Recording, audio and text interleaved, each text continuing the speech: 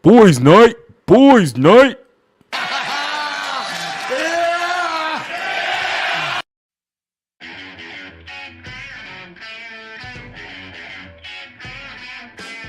Y'all infidels were burning witches tonight. Not even Smokey the Bear is going to be able to save your ancestors this time, you stupid moron.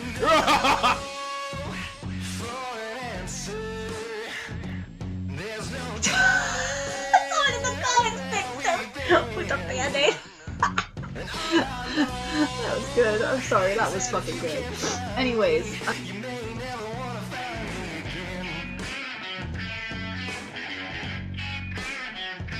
Well, that's my job as a woman, I think, first and foremost. And then as a writer, I gotta maintain some level of like, making sure that, I get place.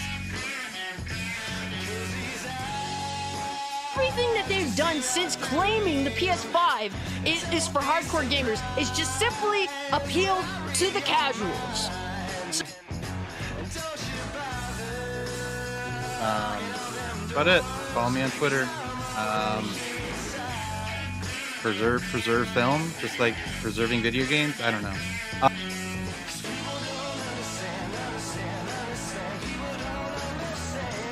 Hunter! What's up? In the White House? Seriously? Well, Marvel and what Stan Lee, I think, I don't know if it was genius or laziness. It's like, we'll just put them all in one city. We won't even make up a fictionalist and we'll just use new. Here the night, what you got coming up for tomorrow? I'm perfectly sober. Lies. Thank you. Are you home? Do you have children? Must not you be their hope? Are there future generations from all of us who have failed them?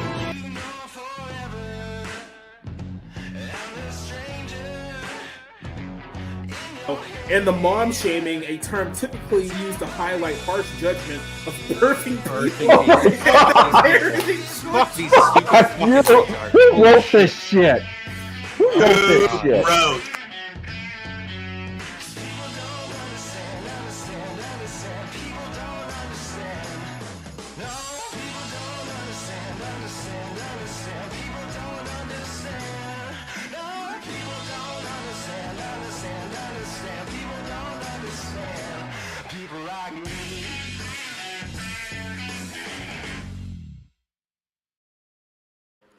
Hey guys, it's Tuesday night, and it was supposed to be a special boys' night edition of the Barroom Podcast. Then Cassie joined in and ruined the whole thing, so that bit just died within the first 2 minutes. Way to go, Cassie!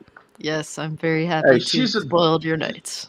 She's a tomboy, so she counts. Yeah, this isn't Tomboys Night. It's Boys Night, and you ruined it. If it was Tomboys Night, it'd be very fucking lonely. Not for nothing. You know what? I don't even want to do the show anymore. Good night, everybody. It's over. Go home. Get the hell out! Get out! Get out! Get out! Okay. Get out! Get out! You get the hell out! Fine, well, we'll keep doing the show, I guess. Yeah. I already took my pants off, so. Joke's on you. I was never wearing pants, so how about that? So, episode 70 of the Barroom Podcast. We have made it to 70 episodes. We're closing in on 100 here, so it's almost like the UFC. The next thing you know, we'll just be right around the corner. But I'm joined here by my cast of cohorts. I'm trying to figure out a good name for you people that's not offensive, and I have a hard time figuring one out. So I'll just go ahead and announce you by your names. Our good buddy Rob Motto is back. How you doing there, Roberto? I'm doing good. Looking forward to a new movie that's coming out on Friday, so that's always exciting because that doesn't happen a whole hell of a lot anymore. Yeah, right. I mean, we got 2 movie nights coming out this week, one Friday and one Saturday, but we'll talk to you about that one at the end of the show here. Also joining us is our good buddy Orange Hat. No longer Orange Hat Reviews, just straight up Orange Hat. How you guys doing? Yeah, I'm good. And here's a good idea to call the group. Just call us the Society. That was actually a name of a very, very terrible screenplay that I had wrote about 10 years ago, which is why I kept the name Society Reviews. So, yeah. Yeah, exactly. Well, if I told you we're what the it was. Society. it's a cringe The shit. Society of Misfits. Also joining us here is our good buddy Cider Hype. How you doing there, Cider Boy? I'm high. Yeah. I had a bit there, but it's like, no, there's really no more than these. So you're high there. too? Okay, man. Sweet. Welcome to You're not Cloud high Nine, until you've baby. had an edible. Yeah, let's not get into edibles again. Do I have to play the Red Man clip again for you guys to understand? No. Even my mom forbade me to have edibles. Yeah. And then joining us back again, our good buddy Cole Cassie Cage. How you doing there, Cassie? Chilling, man. Just I was just watching some of Aliens. That's always a good one to go to for the Halloween season. I always enjoy that. So overall, just been trying to take it easy. Yeah, no, obviously, we had a lot of people that were out last week for various reasons, and obviously people noticed your absence, so we're glad you're back with us. Hell yeah. Always like being here with you guys. So missing a week is definitely not intentional, but things come up, man. Oh, please. We know that Zelda's more important. Gosh. The truth is, Cassie had to take a week off because she was lapping Rob so badly that she had to give him a little chance to catch up and be on most appearances here on the show. True. But that wouldn't make any sense because I missed last week too. So, So you did it all for nothing. Joining us is our good buddies. We're live on Rumble, we're live on Twitch, and we're live on YouTube right now. And let's join some of our buddies here in the chat. Our good buddy Neil Zoic is here saying, howdy barroom crew and the folks in the chat. Question, which horror game would be, as a horror franchise, would you rather play or was more scarier? Resident Evil or Silent Hill? I'm going to be straight up with you here. I've never cared about Silent Hill, even at its height. I've never been a Silent Hill fan. I've always been a Resident Evil guy. So I'm not sure if you guys have any different opinions than me, but that's the way that I've always seen it. Resident Evil, baby. I'm not really much of a horror game enthusiast. I do like the characters in Resident Evil. I think there's something that was always drawn me to want to really get into Resident Evil because I think Jill, Claire, Leon, and Chris. I think they're all really iconic, man. Honestly speaking, they're iconic characters in the gaming space. So that's always been like the big draw for me with Resident Evil. I can't really say that I've ever been drawn to Silent Hill. I remember trying Silent Hill Homecoming, which I heard was absolutely god awful, and that was like my first Silent Hill that I got for Christmas, and it was a piece of shit. And then after that, I never really pursued the franchise anymore. So that's just unlucky on my part. Yeah, like I said, all Silent Hill really has is Pyramid Head. That's just been like the one thing that's kept people somewhat in remembrance of that franchise. But yeah, it's always been Resident Evil for me. You guys remember the old Resident Evil Outbreak and File 2 Outbreak for the PS2 era? That's a very underrated couple of Resident Evil games people generally don't talk about much. I'm not sure if it sold well. It was like either Japan or like the US. Like one of the countries had like weak sales and they kind of gave up on it. But it's kind of honestly the last classical style Resident Evil game that we've had since they've gone on to like 4 and the more like Gears of War style of Resident Evil games that a lot of people don't really care much for. So yeah, I think it's a unanimous Resident Evil vote there. Look, when I wanted to actually get into Resident Evil, just being honest with you guys, I was too stupid to figure out the games because like the first game is like half a puzzle game and then the other half is killing zombies or whatever, staying alive. And I was just like, why I'm fucking dumb. So I just gave up. However, Resident Evil 2 on N64 for some reason was super accessible to me, and I love playing that. But my brothers were more into Resident Evil and Silent Hill. And the thing I got from them about Silent Hill is just apparently has really good atmosphere and it's scary as hell.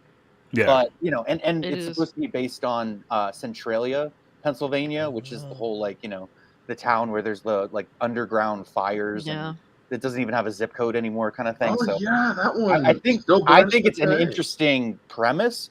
I just don't know how effective it is as a game. Yet I've never played it, so.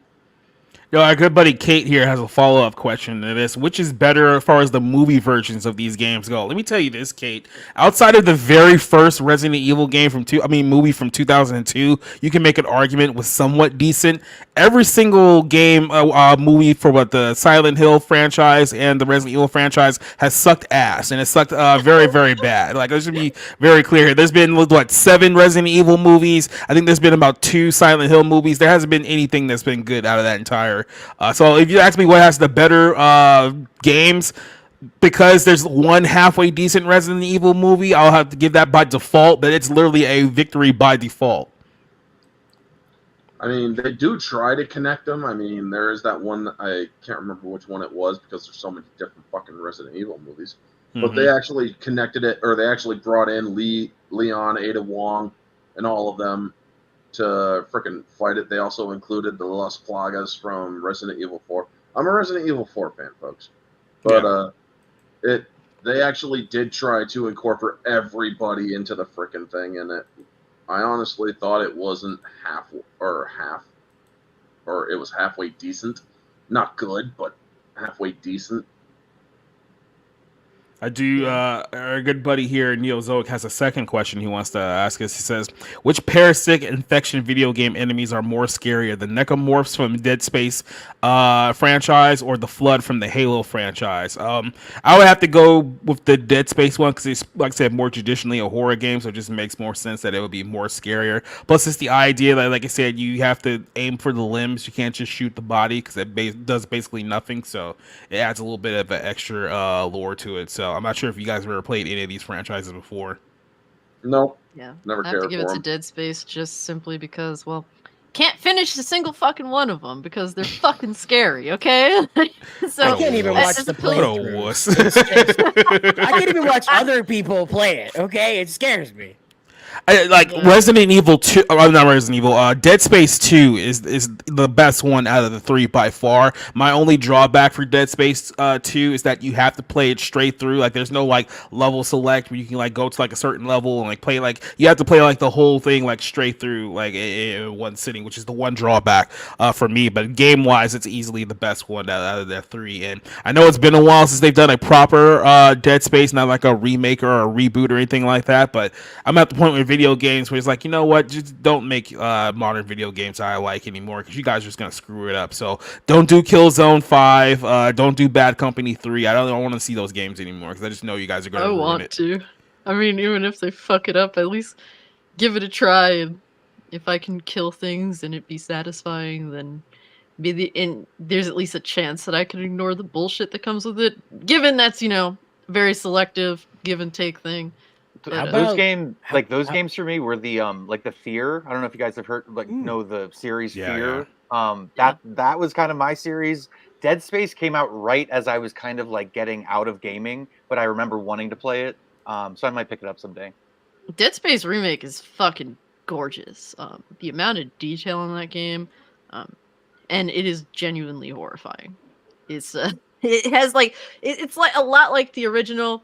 There's a little bit of changes to it, but overall, it has that atmosphere and the immense detail is impressive, man. Games that they've managed to put together nowadays, with the technology that's presented, it's fucking awesome. I wish that they would just use this technology to make, to appeal to fans more than journalists, but we still fight that ground. So, yep. I can't wait until they marry Doom and Dead Space and finally make that one universe, because, come on, it might as well be. I finally saw the Doom movie with The Rock from 15 years ago. Why? I will say this. It's not as bad as I thought it was going to be. I've always heard really horrible things about it. It was just I was very, very indifferent to it. So that's probably the best endorsement I can give to that series. We had higher standards back then. Yeah, exactly. we would watch movies that today would be that was okay. I mean, it wasn't great by any means, but I didn't hate it. Back then, we used to look at those sorts of movies this is a crock of shit. Yeah. No, critics would tear that shit apart, and nowadays they're I mean, they'll still kind of shit on it, but they used to go to the wall with those kind of movies, and they're better than what gets made today. I mean, honestly, I thought that it was okay, especially with the first-person shooter part that they did with it. But other than that, it's like I may not have played the game, but I still concede there's some weird shit wrong with this. No, yeah, he's not showing up. I don't have to worry about that, Alex. But let's finish up with some shout outs here in the chat right now. Like I said, our good buddy Spencer here is play Hayden already early in the show. Alex vs. Evil is here with us in the chat. Doba Fett, who's here with us. You got Orange and Rob, who are in the chat tonight. Tactics Jones said, "What's the song in the beginning? It's really good. It's called People Don't Understand. I believe the guy's name is like Trey Lock something." Lockerbie is his name. So it's essentially a song that came out from a TV show that got canceled like 10 years ago, and somehow it's not copyright claimed yet. So because it's not copyright claimed, we're going to use it until they copyright claim us and force us to come up with a new song. So there you go. Yeah, that's how YouTube works, I guess, now. Who else do we have in the chat as well? Yeah, Neozoic at quickest stream ever. Yeah, if only, right? Maybe one day we'll do that. We'll just come in for like 5 minutes, be like, hi, bye. When inside or not high, never. Who else do we got going in the chat tonight? Now you give a quick shout out to Vanya has a question here for you guys. It said everyone's got hats, but what's your zodiac signs? I guess I'm a Libra, but even though I just don't give a crap about zodiac signs. Leo, baby. Sagittarius, the arrow that pierced the moon. Mm-hmm. The only reason why I care about like the whole sign thing is because lions have been my favorite animal ever. A fucking centaur, dude. So the what do you fact got that on a I'm centaur? Leo, The fucking totally centaur. Cool. Come on. Half man, half horse, all party. All I think of is Motaro from Mortal Kombat. Sure, why not? Whatever. Yep. Mortal Kombat 3. Hell yeah, bro. I'm a Capricorn, unfortunately. Stubborn as a fucking bull. Well, speaking of real white woman hours, I guess we can jump in Nerdigans. What's your zodiac sign? I'm a Gemini. That makes perfect sense. Aquarius. Say no more. Oh, water sign. How about that? All right, so before we get started about some proper topics here, and I'm glad Nerdigans is here because she's kind of like the sports person here, so we can get her some into this part of the show. I saw this fight on Twitter or X, whatever you want to call it. This is the most hilarious fight that I've ever seen in my entire life. The more I looked at it, the more I laughed at it. This is from last night's Chargers-Cowboys game. It was the Monday night game last night. Cowboys won, I think, even on a late field goal. And, of course, there was a fight that went on. It's Los Angeles. People are fighting. Shouldn't be a surprise to anyone. Well, so Dallas fights a lot too. Dude, Dallas fights each other. I mean, look, I'll tell you this. When you see this video here, people are like, oh my God, what's happening? Why is everyone fighting? It's like, look, I know this may be new to some of you people, but it's a Chargers game. Mexicans fighting at Chargers games is nothing new. This is what's been going on here for 30 years. So I know it might be the first time you guys have seen it, but this is nothing alarming. We are used to this. The funniest thing about this fight, as you'll notice, is that it's a bunch of people having fisticuffs with one another. But I guess there was like some kind of beer or liquid that was spilled on the ground. So every time somebody runs across the camera trying to punch someone in the face, they end up slipping and busting their ass. And it happens at least 5 times. So let's just play this video. As a Dallas fight down. Damn, the chicks are throwing hands. What the Dallas did this, like, I think they did it last year too. I saw Dallas fans fighting like that. Oh no! Oh no! Oh my God, homie's throwing up fisticuffs. There's one. Oh no! Oh no! Oh no! There's another one falling down. There's another one's falling down. All bitching over spilt beer. Mm-hmm. Yeah. And they're trying to get back up and continue the fight, but they keep slipping and falling, which is the best part of the whole bit. Well, beer, Can I see more white Bunch women of getting fucking losers. clotheslined, please?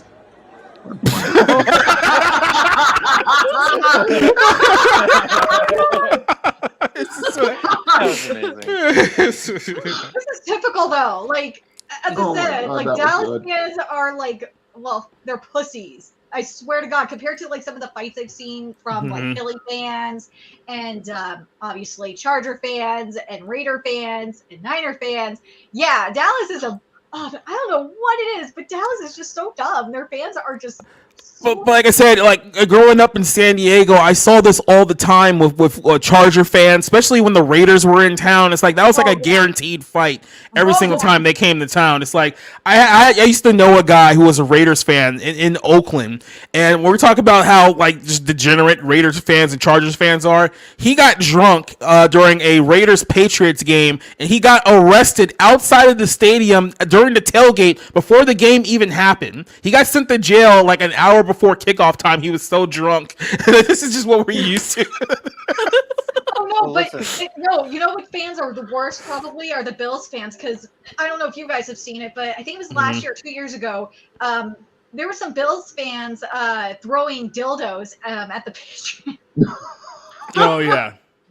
And of course they're breaking tables even when it's like in the middle of winter. And how big are the dildos that breaking the tables? My gosh. King size.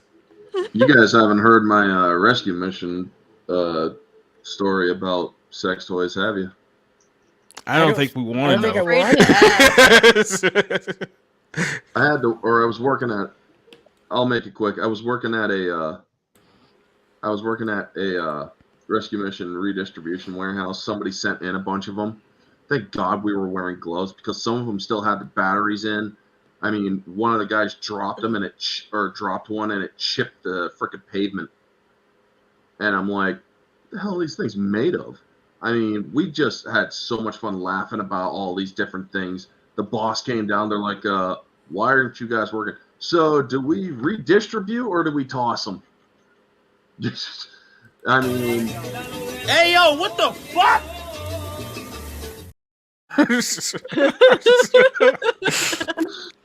And on that note, I think we should go ahead and start the show. Let's talk about The Walking Dead, because The Walking Dead is still around, just in case you guys hadn't realized. I felt like it was like a year ago we talked about this subject, and we were like, why is there still Walking Dead shows? Like, this show hasn't been hot in like 7 or 8 years. Why is it still going on? A little reminder here, just in case you guys weren't fans of like Walking Dead. It was like a huge thing like in the late 2000s. It started out like its own video game, a successful television show. Everyone loved The Walking Dead, especially towards like the mid 2010s. Like it was the #1 show on television. When they brought in Negan, I believe they had got like 17 million people on like basic cable to watch The Walking Dead series. Like it was a massive hit. And then after a while, people just stopped caring. When I say stopped caring, like I said, 17 million people watched the Negan episode, the premiere. By the time the show ended, they only had about less than 2 million people watching the show. So they lost roughly 15 million viewers in the final like 5 or 6 years of the show. And you just think to yourself, why is this still going on? It's like, what more indication do you need that you have completely lost the audience than losing 15 million viewers? Like, some shows will never even gain 15 million. You lost 15 million, but I guess their way of getting around this is, well, we ended the regular show, so now we're going to have a bunch of spin-offs. So there's 3 spin-offs that I know of that are going on right now in The Walking Dead. You have one that has Maggie and Negan in New York City for some reason. You have one with Daryl, who's overseas. I think he's like in Europe now. He's in fucking France. Yeah. Norman Reedus is fighting zombies in France. Why? ChatGPT. It's the only thing I can think of. It's the only thing I can think of.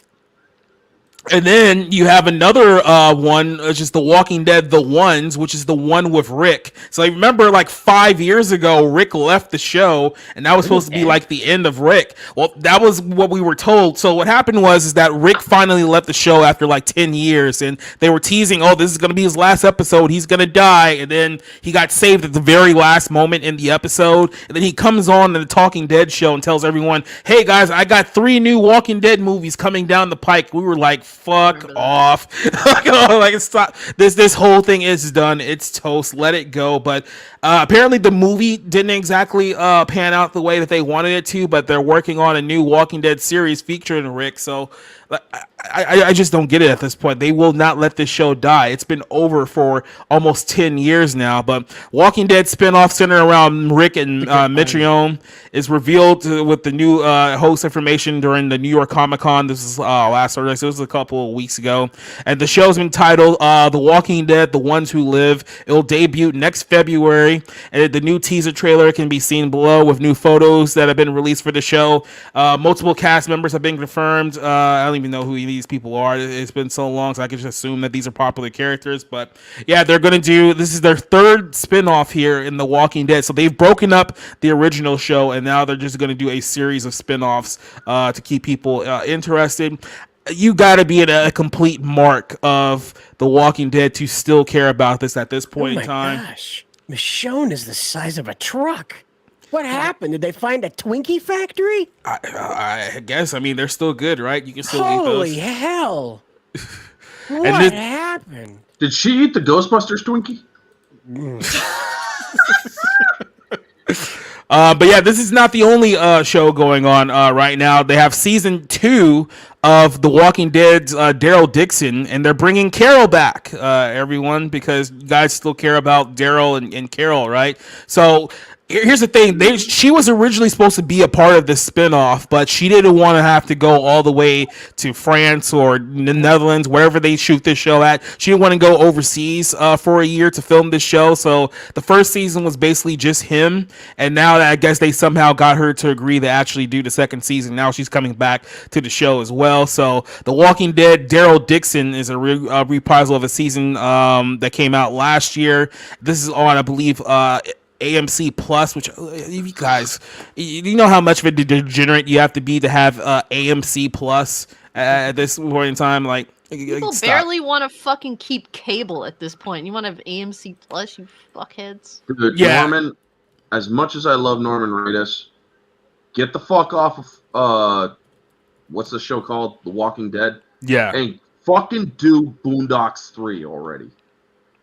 Boondocks 3? Yes. I'm at a loss for words here. It's like, this is just so stupid. So this is the second season of this show. Then, of course, you have this show, which is the Negan Maggie show, the Walking Dead spinoff on in New York called Walking Dead Dead City. So, like I said, it's just, we're going to take the characters from the show that didn't draw any ratings for like the last 5 years, and we're going to break them off into several different spinoffs. That way we can keep doing the show over and over again. And then at this point, I have to wonder, like, is this the only thing that these actors can like do now? It's like, at what point do you be like, no, I don't want to be on this show anymore. I don't want to do Walking Dead anymore. Like, I'm over this. But I guess if it's a consistent 6-figure paycheck, I mean, why not just accept the fact that this is all you're ever going to be known for and go all in? But I gotta look up the numbers for this, because I can't imagine that the numbers of this is any good at this point. But Cider, you seem to be pretty well versed in the Walking Dead franchise at this point. What do you think about the fact that they will not let this die? Honestly, what's really driving it is the streaming service itself. It has to provide content, and they believe that this is something that will continue to deliver. Just look at the Fast franchise, Fast and Furious guys. It's really nothing that it was when it originally started, and they've done spin-offs of it as well. And, you know, this is the formula that they're trying to, like, extract with this Walking Dead multiverse, I guess they're building, the cinematic universe of the Walking Dead. Honestly, that's what's driving it, and the fact that people keep tuning in. I mean, really, it would be dead if people just stopped watching it, and they're not. That's the problem. Rob brings up a good point here. I'll shoot this one over to Rob, because, like, yeah, I mean, AMC had Mad Men, Breaking Bad, and The Walking Dead. I mean, these are all TV shows that kind of defined the 2010s, and they were all under AMC's umbrella. But all of those shows, I mean, at least the original versions of these shows have all ended. They're still trying to find ways to squeeze whatever they can out of them. Like, I know the Better Call Saul show, I think, is either still on or it just ended fairly recently. But like I said, it feels like they were on top and they didn't really have any other ideas to stay on top, so they're just going to keep milking these ideas for as much as they can. What's kind of your thoughts here on the Walking Dead situation here? Yeah, I mean, look, I watched the first 4 seasons, I think, and I actually really liked the whole governor storyline and the whole prison thing, but it got really old really fast when I was just like, this is not going anywhere new. We're going in circles. And the fact that it's still on the air and it's birthed multiple spinoffs, I'm surprised that it still has an audience. Like, what do you want? And it seems like the kind of thing that would that would almost have like, not, I mean, it's graphic in detail, so it wouldn't be on network TV, but it's the kind of content where it's like, this should have a 24 episode season on ABC. You know what I mean? I mean, again, it's the kind of show that they won't do that, but I'm just surprised, you know, like I said, there's an audience for it. I still want to read the original graphic novels, you know, the 5 volumes or whatever by Robert Kirkman, because I think they're I've heard really great things about them, but they are just milking this franchise for all it's worth. And it's like, it's some, you know, someone said in the chat, but it's like, you're not supposed to become, you know, what your show is about, literally. So it's like, it's unfortunate that they took something that was relatively promising and just didn't find an end for it. And that's the downside of TV in general, is that it sort of exists to continue and go on and go on and go on. If you have a disciplined showrunner who has a creative vision, hopefully you don't go past 5-6 seasons, because outside of that, it's like, do you really have a plan, or are you just spinning your wheels at a certain point? Like I said, just trying to drain as much from this body as they possibly can until it finally falls out and dies here. Nerdigans, do you have any experience with the Walking Dead thing? Was this ever your thing years ago? No, but it's just this whole thing with The Walking Dead is just making me think of what Nickelodeon's doing to SpongeBob, especially after Steven Hillenburg died. Mm-hmm. Yeah, that's just kind of feels like we're out. I know Neo had asked this question about The Simpsons a little bit earlier too, about which one is just completely overwhelmed as welcome. And The Simpsons is a show that's just like, why is this still on? Like I said, SpongeBob SquarePants, I'm pretty sure came out in like 1999, and it's still going like to this day. It's like after a while, it's the same way I felt about, like, seriously, I felt about Pokemon, like when Gold and Silver came out in the year 2000, and then I just like fell off of it afterwards. And then like 15 years later, I find out people are still playing Pokemon. I'm like, why? Like, why is this still a thing? And so many things, even though they don't really have any audience to it whatsoever, it's like they have no other ideas. Like, this is the reason why they're afraid of computers taking their job, because they can't contribute anything new outside of what they've already established from decades prior to this. Cassie and then Orange on this topic. I mean, I don't know which more needs to be said here with this literally this Walking Dead zombie. Yeah, it's crazy to think, because I remember watching Walking Dead with my family every Sunday night. So it was really like, it was like the family event. Like I think they had 4 awesome seasons, and it took that nosedive after that. Me and my family was stuck around for like 2 more seasons after that. And then it was just like, my mom just ended up continuing to watch it, because like my mom's like a huge, you know, George A. Romero fan. So she loves zombie stuff. So she stuck around for a while, but even she's just like, it's background noise at best. Like that's her. It's just like, there's nothing to do on a Sunday night, so just throw this nonsense on, not even paying attention to it. Matter of fact, she plays Sudoku. She has like 10 different Sudoku books that she's doing while it's on in the background. That's the best that they got at this point. And I can understand, like, from the perspective of Daryl being like the original character in The Walking Dead. He became like a really big fan favorite from early on. I can understand them trying something with him, but clearly trying to make this universe, which seems to be like the go-to thing now with everything now, it's not. You're just dragging a dead corpse, and you're just shooting in different directions. It doesn't seem like you have you're aiming at anything. You're just let's just get a shotgun that has the biggest spread and just start fucking shooting everywhere. I can understand if it seems like there is a reason for all this, but it just isn't. It's just, well, we have this brand. It's one of our most successful brands over the past decade. Let's continue to use this brand. And yeah, it's sad to say, because the more you continue to do this, the more disgusted I am at the fact that it was like a family event. And the more I don't want to think about that, and the more I don't want to ever revisit Walking Dead, because of how they drag this out in such a kind of grotesque manner. But I mean, look, I don't blame the actors for getting work. Clearly, probably being on a show like that for that long, kind of, they've been so associated with this brand, it kind of might be hard for a lot of them to be able to get other work. Just, typecasting is the thing. I don't know how deep it goes with television, especially in modern day. So I understand it from their perspective. AMC, I don't understand what you're doing besides, well, you're just afraid to take risks right now. And I guess I understand that from the basic perspective, but it's disgusting. It's been running longer than that, 'cause I think the first season of The Walking Dead was either 2009 or 2010, and I think like the game came out like a year after that. So it's been going on for at least 14 years now, and it's still going in different iterations now. It's like they think that this is like Power Rangers, like we just slap a new name on it and do a new season every single year. It's like good luck with that. That's all I have to say. But Orange Hat, got any thoughts here before we jump over to our next one? Other than The Walking Dead has literally become The Walking Dead, no. Yeah, look. Honestly, it's okay. Just I've lost interest. I've never really had any interest. I mean, I saw a couple of the Negan episodes where he pops dude's eye clean out with with his bat. That was about it. I mean, I got a good laugh out of it. It's like, what a fucking asshole. But that was about it.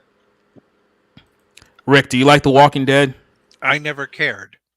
And I don't understand why so many people genuinely cared. It's a show about zombies. I mean, that's because it's about surviving at the end of the world, and human beings are worse than the Walking Dead. They'll do awful things to you, and that's pretty much the appeal. I've never been interested in zombies. I never understood why people would obsess over this show, and I don't know why people still obsess over this show. It's like almost the MCU where people just don't let go of something. It's time to let go, all right? I used to like it because of Michonne's ass, but now that's wider than a 4-lane highway, so I'm all set. I used to like it for Maggie, but I mean, she was hot like the first few seasons, but then they kept her on now she's just like a haggard old woman, especially in the later seasons. So even that's gone now. So I just don't know what's the draw here for this show. Truth be told, I did meet a couple of the people who were on this show. I think in small parts, they were like these cholo types. They were very funny, and they should have gotten a comedy series because they were actually funny. But I never saw the actual. So I never saw The Walking Dead. I never understood the appeal, and I still don't care. A quick little note on this one. So about this 2014, so this is almost 10 years ago, I did a zombie walk for San Diego Comic-Con, and we got a bunch of people together. They gave us like free makeup and like clothing and stuff like that. We walked around like zombies, and it was a fun little event that we went to. Once we were done with our run throughout the San Diego gas lamp, we found out that about 10 minutes later after we passed the gas lamp that there was apparently a hit and run that took place where a couple people got hurt pretty bad. I think one guy was eventually guilty of like 3 years in jail, even though he was deaf. But I mean, it's like, how do you not see a group of people walking in front of you? I mean, you're not blind. So I mean, there you go. But so outside of that, with The Walking Dead, it's always been like this for me. After I figured out the formula that The Walking Dead used, the show became very, very not just boring to me. And it was always the formula of, oh, we have to go here. We find a safe place. And, oh, we found a safe place. Let's build a community here. It's like, oh, the bad guy knows we're here and he burns down the community. Oh, we got to find another community. So it's like, oh, okay, well, we'll go from the farm to the prison, to the prison, to the cannibals, to Alexandria, to the Negan's place, to back to Alexandria, to build our own, like, it was always just the same thing over and over again. And once you figured out, it's like the Walking Dead game. Once you realize that your choices actually don't matter, it kills the entire enjoyment of the game for you. And I think a lot of people figured that out pretty early. And look, so there's got to be some psychopath out there who's still watching these television shows. Was it like 13, 14 years later? I just don't understand how anyone can do that to themselves at this point in time. So, well, Left 4 Dead did this better. Let's be real. Left 4 Dead did the zombie stuff better than The Walking Dead in terms of the survival thing. I loved the first season of The Walking Dead video game. It was so, I mean, like, talk about a game that really put like being a father figure first. I thought it was beautiful, and that's a game I can revisit just based on how they developed that relationship. So I enjoy that more. The Telltale game. Yeah, Yeah, I really thoroughly enjoyed that. I found that to be better than the actual show itself. But even that veers off, and I think that went on like 2 to 3 seasons longer than it should have, admittedly. It's so dumb. Like, why are we still doing this? Well, I presume it's because certain characters and certain of the actors people, and they just said, "Oh, we need to find new situations for them." Even though, as you said, Jacob, it's just variations on a theme. It's not really new situations. But sometimes you just need to let go and just accept that things have to end. The zombie subgenre of horror has always been one of those that is like, you always have those fans that just love zombie anything. Like, I'm not particularly like that when it comes to like film or television. I have my set of like zombie films and TV that I enjoy, but other things I'm picky with. But with video games, I will try just about any zombie-esque video game. I just love the whole survival atmosphere. I love the zombies. I love being in that feeling of, yeah, I want to get here and there. I mean, one of my favorite games, Last Generation, was very zombie focused with parkour, and I don't know, like, I think I'm one of those people that people are like, get over the whole zombie thing, like, we're all tired of it. I'm like, no, I don't think I'll ever be tired. But it is what it is, but there's a very dedicated group to zombies. They're still fascinated by the subgenre, George A. Romero made and popularized, essentially. Well, it just depends on how they utilize zombies. I mean, there's if you haven't watched Zombie 100, it is so much fun. You see the group of people trying to complete a bucket list while running from zombies, and once they complete the bucket list, then if the zombie apocalypse is still going on, then they'll be fine turning into zombies. Well, I mean, on the other hand, it is a guaranteed paycheck, so you can keep, if you really want to keep working and get the income, you'll keep fighting zombies and going beheading them and just keep going if it means that you'll be able to pay off your house, kind of like Michael Caine with A Jaw's Revenge. Well, let me just put it to you this way. We have Norman Reedus in France instead of doing Death Stranding, the TV series. So, yep. So that's his fault. I mean, that's all I got to say there. But well, I he guess should be doing Boondock Saints 3.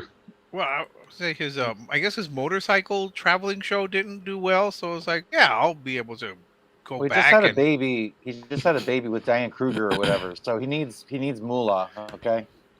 Kojima could have given it to him. I mean, there's literally oil shark monster tentacle things attacking him in that, and. But what else can he do? What else can he do? He's not going to be playing Professor Higgins anytime soon. Well, that's he can always you be the bad judging boy Norman or Reedus' whatever. range, sir. he can always star one of those generic B movies with Mel Gibson. So I mean, there's that. He might be the next 007. You don't know. Mm-hmm. I had a joke there. I'm gonna hold off on that one. But The only zombie movie I liked was Warm Bodies. Oh, the variation of Romeo and Juliet. Yeah, the zombie version of Romeo. That's the only one I've ever liked. It has nothing to do with zombies. Yeah, I prefer the 28 Days Later series. I actually do like that one a lot. So I like Romero's zombie movies, but I really, really like Zack Snyder's remake of Dawn of the Dead, which I know some people consider like sacrilege, but I saw that one in theaters and it fucking like, I don't want to say it scared me, but it definitely had my attention. I'll put it that way. You. Well, speaking of having someone's attention, Alex vs. Evil put this up here. I love High School of the Dead. That feels like something that Nerdigans would know a lot more about. What about is that the same thing as Zombie High? What, this show? Movie? No. Yeah, High School of the Dead. Wasn't there like Zombie High where they had no, it's an anime. Disney thing? No, we'll explain anime to you on another show. We don't got that much time here tonight. So. Let's hop over, since Cassie is in center square right now. Let's hop over to our favorite person in the whole wide world, Tony Khan, because Tony Khan's had a rough week. Some of you football fans may know who Tony Khan is. You pro wrestling fans definitely know who Tony Khan is. Tony Khan is the son of the owner of the Jacksonville Jaguars. He also owns the Fulham football team over in England as well. And in the sports world, Tony Khan is known as a complete and utter doofus. There's no other way to say it. I think in the UK at one point there was accusations of him molesting his dogs, which I won't get into here on this stream, but nobody really truly likes this guy. So what happened was that about 4 or 5 years ago, he decided, you know what, I'm going to start a pro wrestling organization, because pro wrestling is the one area where I haven't really burnt my bridge yet. So I'll buy a pro wrestling company. I'll put Chris Jericho and a whole bunch of guys from the indies on there, and it was successful for a while. I think at one point CM Punk came along and he was like their biggest get, and now the wheels are rapidly started to fall apart, because in his mind he thought that he was going to go to war with Vince McMahon and Triple H and everybody at the WWE, and he had really hyped himself up to be like, oh yeah, this is going to be like the next big thing. So he spent the entire week hyping up this absolute nothing burger of a head-to-head show that happened last Tuesday night. It was NXT, which, keep in mind, NXT is literally WWE's third most important show of the entire week. They have so many shows, but it was their show versus Rampage, versus the AEW show, and Tony Khan really wanted to beat WWE. He pulled out all the stops, and the numbers came out, and it was not favorable for Mr. Khan at all. I'm going to go ahead and pull up this article from Forbes. Tony Khan's been having the meltdown here ever since this happened. So like I said, there was a showdown, a little bit of a fight that happened between shows last week. NXT ended up beating AEW, which garnered 921,000 views for their show. So 921,000 people watched the NXT show compared to only 609,000 people who watched AEW. It was a sound drubbing by the WWE back show, and ever since then, Tony Khan has been extremely upset. He's been unhinged on Twitter. He essentially called Triple H or Shawn Michaels, I mean, they're both bald at this point, but he basically called them bald bastards on Twitter.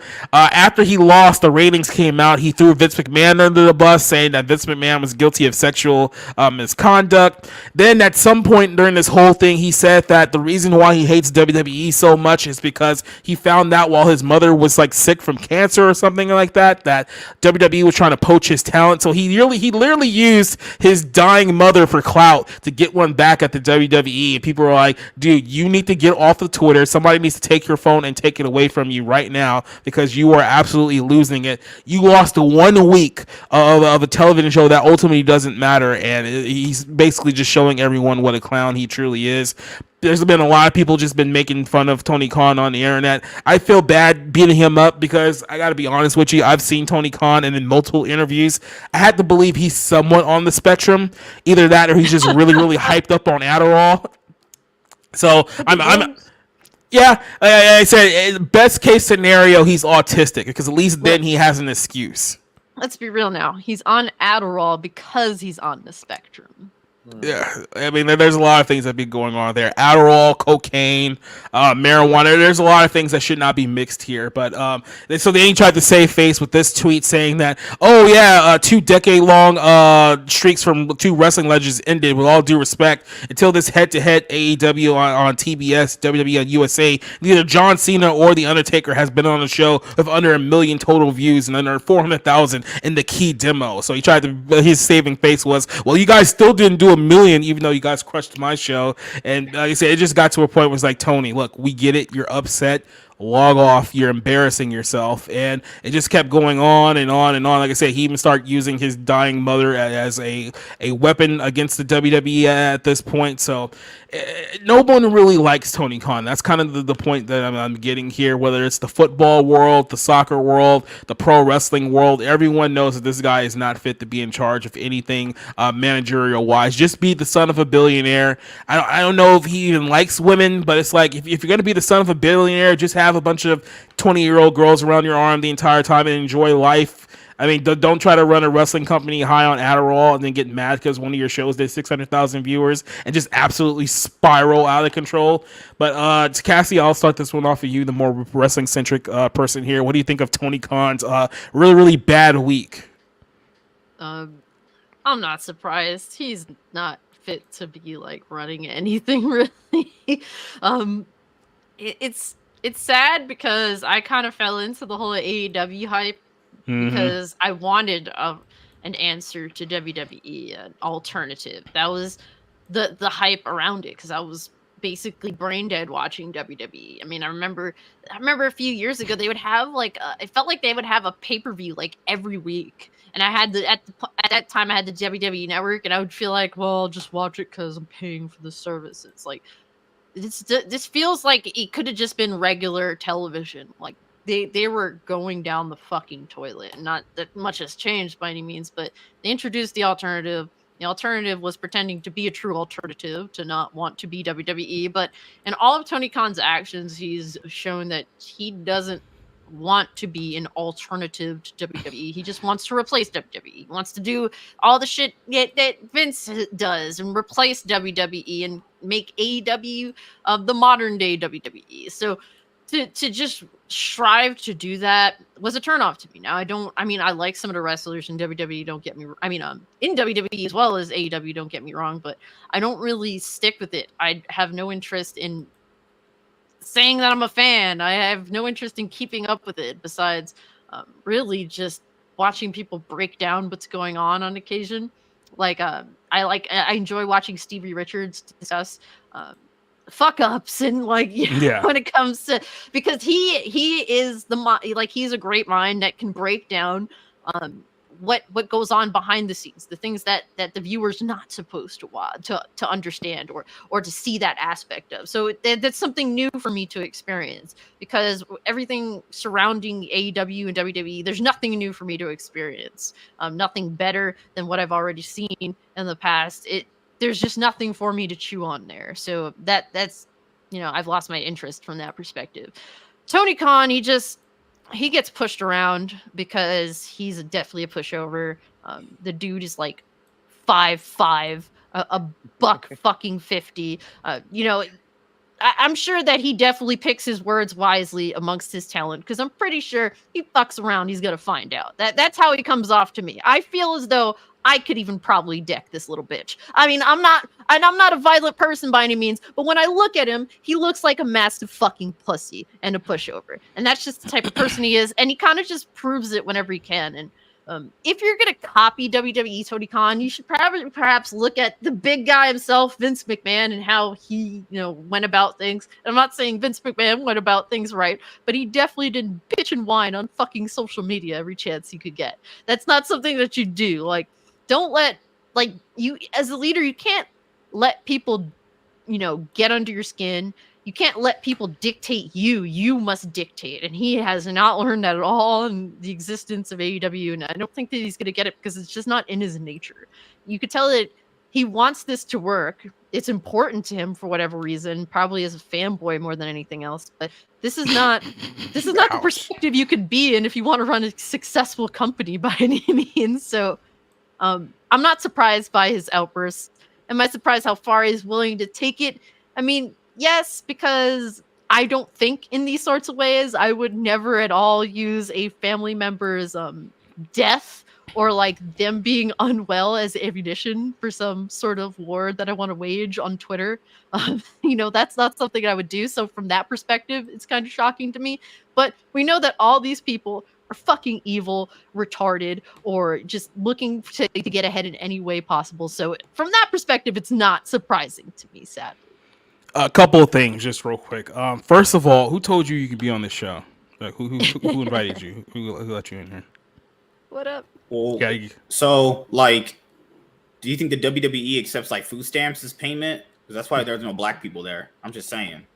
In the crowd or on the show? Oh, they can barely afford getting in the crowd. That's why Black Panther sold out, because that's the only money they saved up for is to go watch Black Panther. Well, how much is Peacock? It's like $3 a month now. They're basically giving that shit away, and that has all the WWE content. So is that the one?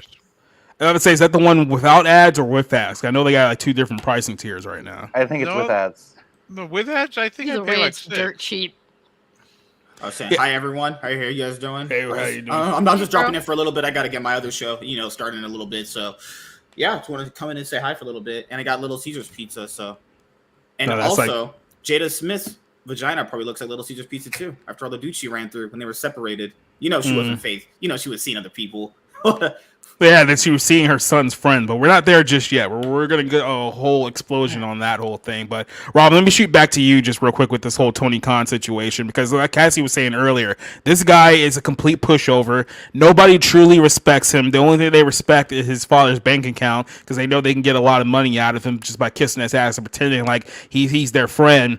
And if he was serious about this, he would just step back and let the people who knew what they were doing take charge, just kind of be at least a corporate figurehead where he would just like deal with the behind the scenes numbers and whatnot. But he wants to be represented like Vince McMahon. He sees himself as that Vince McMahon, Jim Crockett type of person here. And like I said, this is a guy who was essentially ran out of the sports world because he was viewed as a joke there, and now he's being viewed as a joke with all wrestling fans who, keep in mind, not exactly the most pointed group of people in the world right now. I mean, there are pro wrestling fans for a reason, but what's kind of your take on Tony Khan, especially being your enemy of the Jacksonville Jaguars?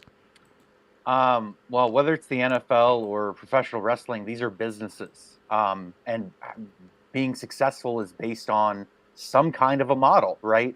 It doesn't sound like he had a very good idea of how to run the business.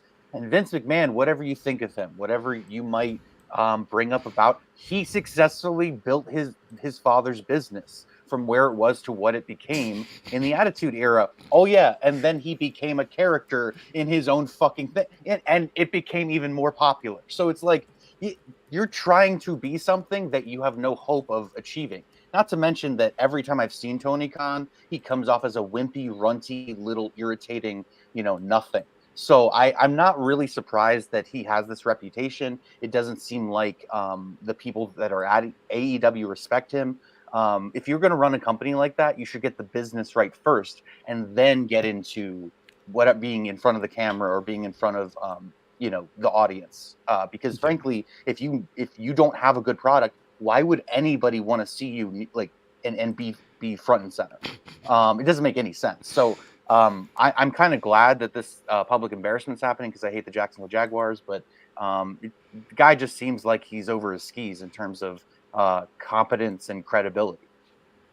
He's a typical textbook rich kid who has never really had to work for any real adversity in his life. His only sense of having any kind of job comes from working with his father. He's been given everything his whole life, and he has no perspective of how the real world works. It's just like he's like, daddy just gives him what he needs to kind of like go away and do his own thing while he handles like the real business. And that's kind of what it feels like with Tony Khan. Like I said, like after a while, I do just kind of genuinely feel bad for him. Cause like I said, he comes off as very geeky, maybe borderline autistic, if not straight up autistic. So I don't want to just sit here just punch him in the head some more, because it feels like he's got not enough as it is. But like, dude, if you're just this bad in the public light, probably you should just step back.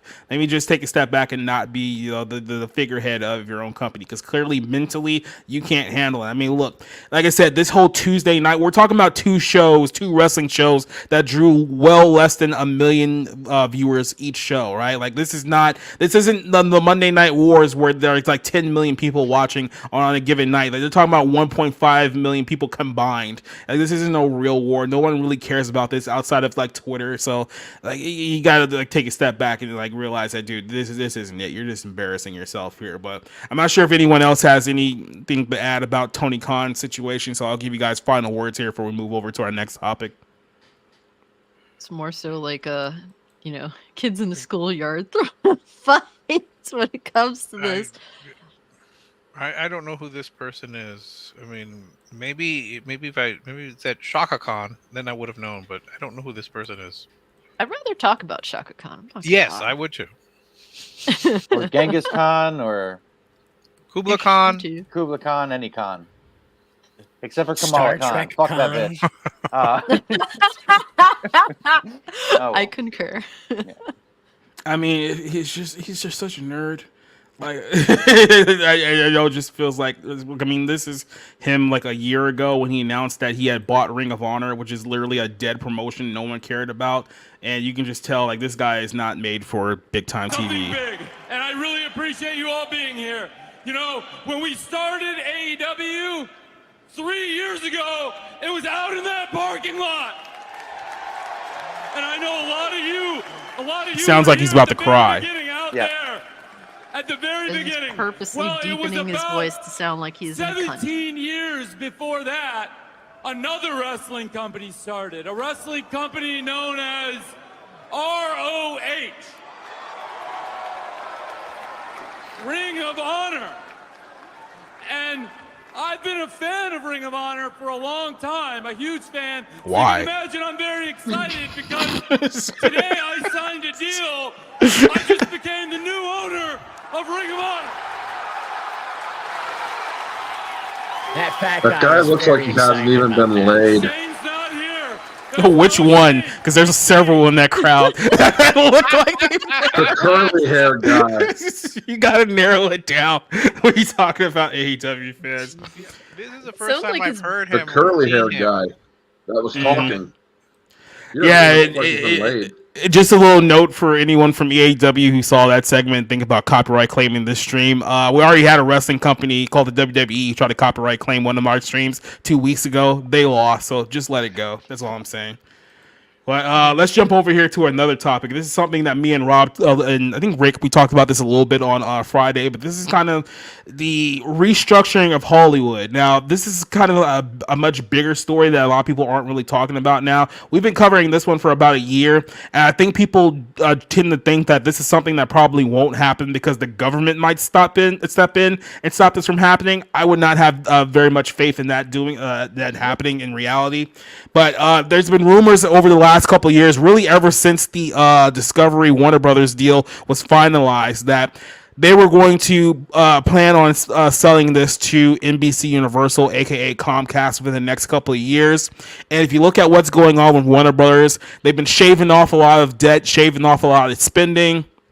They put James Gunn in charge of DC, which is a baffling move in and of itself. None of these moves in a vacuum make any sense, but if you understand that, hey, possibly they're just essentially putting window dressing on this entire company to sell to another big network to kind of like recoup their losses here, it makes a lot more sense. So there's rumors out here. This is from Bounding in the Comics. I think this is John's article that, yeah, Warner Brothers might be sold to NBC here in a couple of years. It said this is from a report from Variety saying that there's a lot of people on the lot that are convinced another company, likely Universal, will come and buy Warner Brothers within the next 2 years, making the recent DC subplots and upheavals feel quaint, because obviously that's not the real motivation here. Goes on to cite the Wall Street analyst here, a venture capitalist, Rich Greenfield, who informed her that the bottom line is that DC needs to work, whether Zaslav owns it, whether Brian Robertson owns it, or somebody else owns it. So pop up here. It says Variety is lending credence to the report for the rumor that's been around for quite some time, that when James Gunn was announcing the Superman movie that he's still currently working on right now, that this is a way of showcasing the new DC to a potential buyer, someone who I guess would be interested in James Gunn's vision of the film. I think the only way that works is that you would have to sell this company before that movie comes out, because if that movie flops and people are not into James Gunn's vision of DC, then you're going to have absolutely no chance whatsoever of getting top dollar for this in a couple of years if people see that movie and it absolutely bombs. And let's be honest, over the last year, they have not had a good track record with DC movies in the Warner Brothers universe right now. But everyone, like I said, this rumor's been around for well over a year now, and it keeps coming back. So there seems to be some smoke to this fire here that, look, here's what is troubling for everyone, because we've talked about this a lot on this show. Hollywood is condensing to a point where it's going to be, at the very least, a duopoly here in the next few years. And here's what I'm talking about. We've said this many times, that if you go back 30, 40 years ago, you had about at least 31 major studios that were producing film content, television content, family content, stuff of that nature. Now you're down to about a big four, right? You have Disney, Warner Brothers, obviously, Paramount, Paramount, then you have Comcast. Comcast already has the largest market share of any other studio in Hollywood by far. They're even bigger than Disney, and a lot of that has to do with the fact that they own their own cable provider as well. So they own the market share. And if they buy Warner Brothers, you have to remember they're not just buying one big company, they're buying two, because Warner Brothers merged with Discovery a couple of years ago. So you have like everything that Discovery owns is also going to be sold off on this thing. So they're essentially going to be getting a 2-for-1 deal, which is going to make them so ridiculously high on top of the table. I don't know if there's anyone in Hollywood at this point that could topple them or even catch them. Disney is clearly having issues. They're not going to be anywhere in the game no time soon. Even the ones that have money to move around with, like an Amazon or Apple, they would have to invest a serious amount of cash to come anywhere near what NBC could possibly own here in just a few years. So, Rob, you talked about this a little bit on Friday. I'm going to start off with you. What's kind of your thoughts on this whole deal with Warner Brothers, and could this be the end of Hollywood entertainment as we know it if this deal were to go through? Yeah, so I mean, I talked about this on Friday, and I'll just kind of repeat a little bit of what I said. Was, you know, when I was growing up, there were seven companies that made up 93% of the media in this country. Now we're down to 4. So this is terrible. This is not good. This is, you know, that combined with Best Buy announcing that they're getting out of the, you know, DVD, Blu-ray trade, you know, market. It's just like, you know, it's fewer and fewer options. They're all getting consolidated. They're all being bought up by these major corporations. It's, you know, and I know George Carlin is really viewed as a liberal, but his whole thing about, like, you know, you'll own nothing and like it, you know, kind of bullshit. It's just it's coming true. It's like all of it's our choices, our options are getting fewer and fewer. The stuff that comes out of Hollywood by these companies that they produce themselves is terrible. The quality is nothing like it used to be.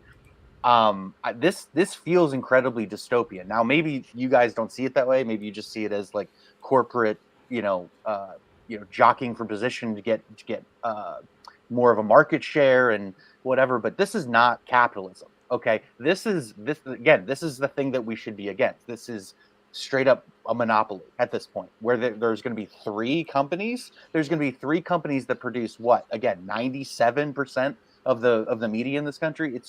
It's not sustainable, and it's not feasible really as a business model. So it makes me sad because I love Warner Brothers as a brand, but they've been a mess for the last 25 years, which is why they're in this position in the first place. So, you know, the market deems that, hey, if you were at a disadvantage and somebody can come along and take that off your hands, that's pretty advantageous. So it's depressing, and I certainly am not in favor of it, but it seems like it's inevitable at this point. Go ahead. What are you gonna say? Oh, this is the only topic I can chime in because I gotta head on a little bit. Kind of reminds me of the Apple Disney rumor that's been popping up for like the last 5-6 years. Now, something that I learned, I don't know if anybody follows like esports or whatever, because I'm pretty sure you guys follow this stuff as well as I do as well. You know, like in these articles, people don't ever bring up this very key fact that these guys really aren't trading like actual cash. Some of these guys are actually just trading equity, which basically just means you're just swapping debt. Yep. Like, do people really think that Disney paid like 17 or 14 some odd $billion for Fox? It was like 71 billion, which is a ridiculous number. Like, how much of that was actual physical cash hitting desks or bank accounts, or were they trading like equity or liquidating their assets? It's a whole lot of business lingo. I don't want to bore people with that kind of talk. You guys don't know what I'm talking about. So make sure you guys, when you're reading this stuff, really pay attention. Are they paying actual cash, or are they trading debt? Because the reason I bring that up is because, you know, a lot of these guys realizing through what Rob said, consolidation will solve that. A bigger company could just come in, buy you up, take all your debt. There would be less jobs, right? So it basically makes the market even more competitive than what it is, right? Because that's how you would save money, is labor costs are a lot, paying people health benefits, Social Security benefits, all just job benefits in general, paying employees, all that stuff, right? So what better way to consolidate all that than take away another company, basically fire them. You know how people always say in the media, oh, they could just move it to this next company. We know that never happens. That literally never happens. Your company gets bought, you're out of a job. Let's be honest, for the most part.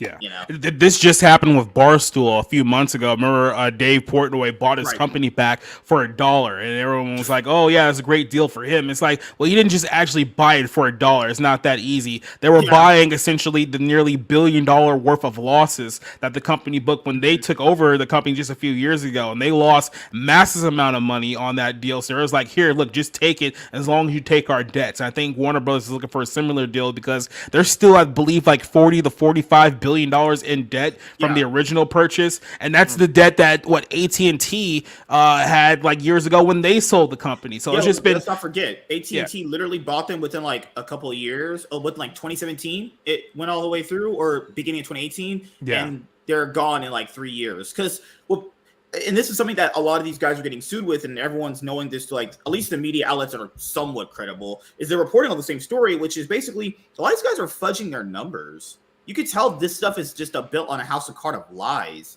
This is Warner Bros. Is a company where back in 2008, everyone knows the story, where they literally were filming a movie, Justice League Immortal, and they canceled it. It was almost done. They're like, nah, we're good. Now, keep in mind, this company's done many major fucked up things over the years, and box office flops on a massive level. It's like, people don't understand, a lot of this stuff starts adding up over time. How many box office flops can they handle over time for it's going to be like, your investors are like, hey, I'm going to need some money so I can go hook up with my Asian hookers in Taiwan or some shit. You know, just, I'm saying the company's always had problems. The reason why people don't acknowledge these things is because, oh my God, they own Batman and Superman. It's so you know you're talking to a fucking casual for the most part anyway. You know, it's Disney's the same way. These people are literally losing millions of dollars and no one notices because, oh my God, they invited me to my movie premiere and I got to see fucking James Gunn. Oh my God. It's like this company. I went to Star Wars at Legoland. Like that person. Like movies are literally flopping at an exponential rate for these guys, Warner Bros. And Disney, and people are thinking they're actually good on money. Fuck this world, man. Do you know who those people are, though? And you remember A Christmas Story where Ralphie's just standing in line to go to see Santa? And literally, that kid is like has a glazed over look and is like, "I like Wizard of Oz." That's who these people are at this point. They're just automatons repeating the line. They're a bunch of marks. Let's be like, very honest. It's like the worst thing that can happen to Hollywood right now, or probably the scariest figure in Hollywood right now, will be an accountant without any pockets. Someone who could just go walk in there and be like, "Can you see your books?" And it's like, not really, because we've been cooking them for so long. We've actually started to unironically believe the numbers that we're putting out here. So that's how bad this has gotten. The last thing I'll say is, so like the James Gunn angle, I don't know how he could fix this because people factor in he's kind of inheriting a DC universe that pretty much where, like, if the general audience, the people that you need, like moms with like 5 kids or dads taking their daughters out to the movie theaters, those people have given up watching these movies. These movies are flopping at an exponential rate. If you lost that kind of a fan, how can James Gunn fix that? And this is kind of the angle I think they're going to do with him. If he comes in and he fixes the DC universe and the movies start making a lot of money, this is if. I mean, maybe my dad comes back in my life, right? This is a big old if. So maybe he comes in, he fixes everything, gets a good universe.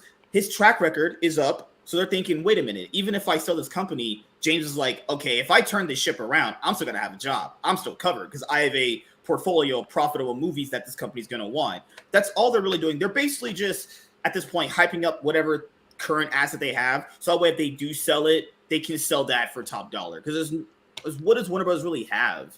You know, like that's what brought this up too in his conference call. He basically rolls with the company that he owns. They have all these properties. They don't do nothing with them at all for years on end, and then they complain that fans are mad at them and that they aren't making any money when they make new properties. It's like the guy, the current owner himself, knows all the issues and tells way this place is trash. This place is not good.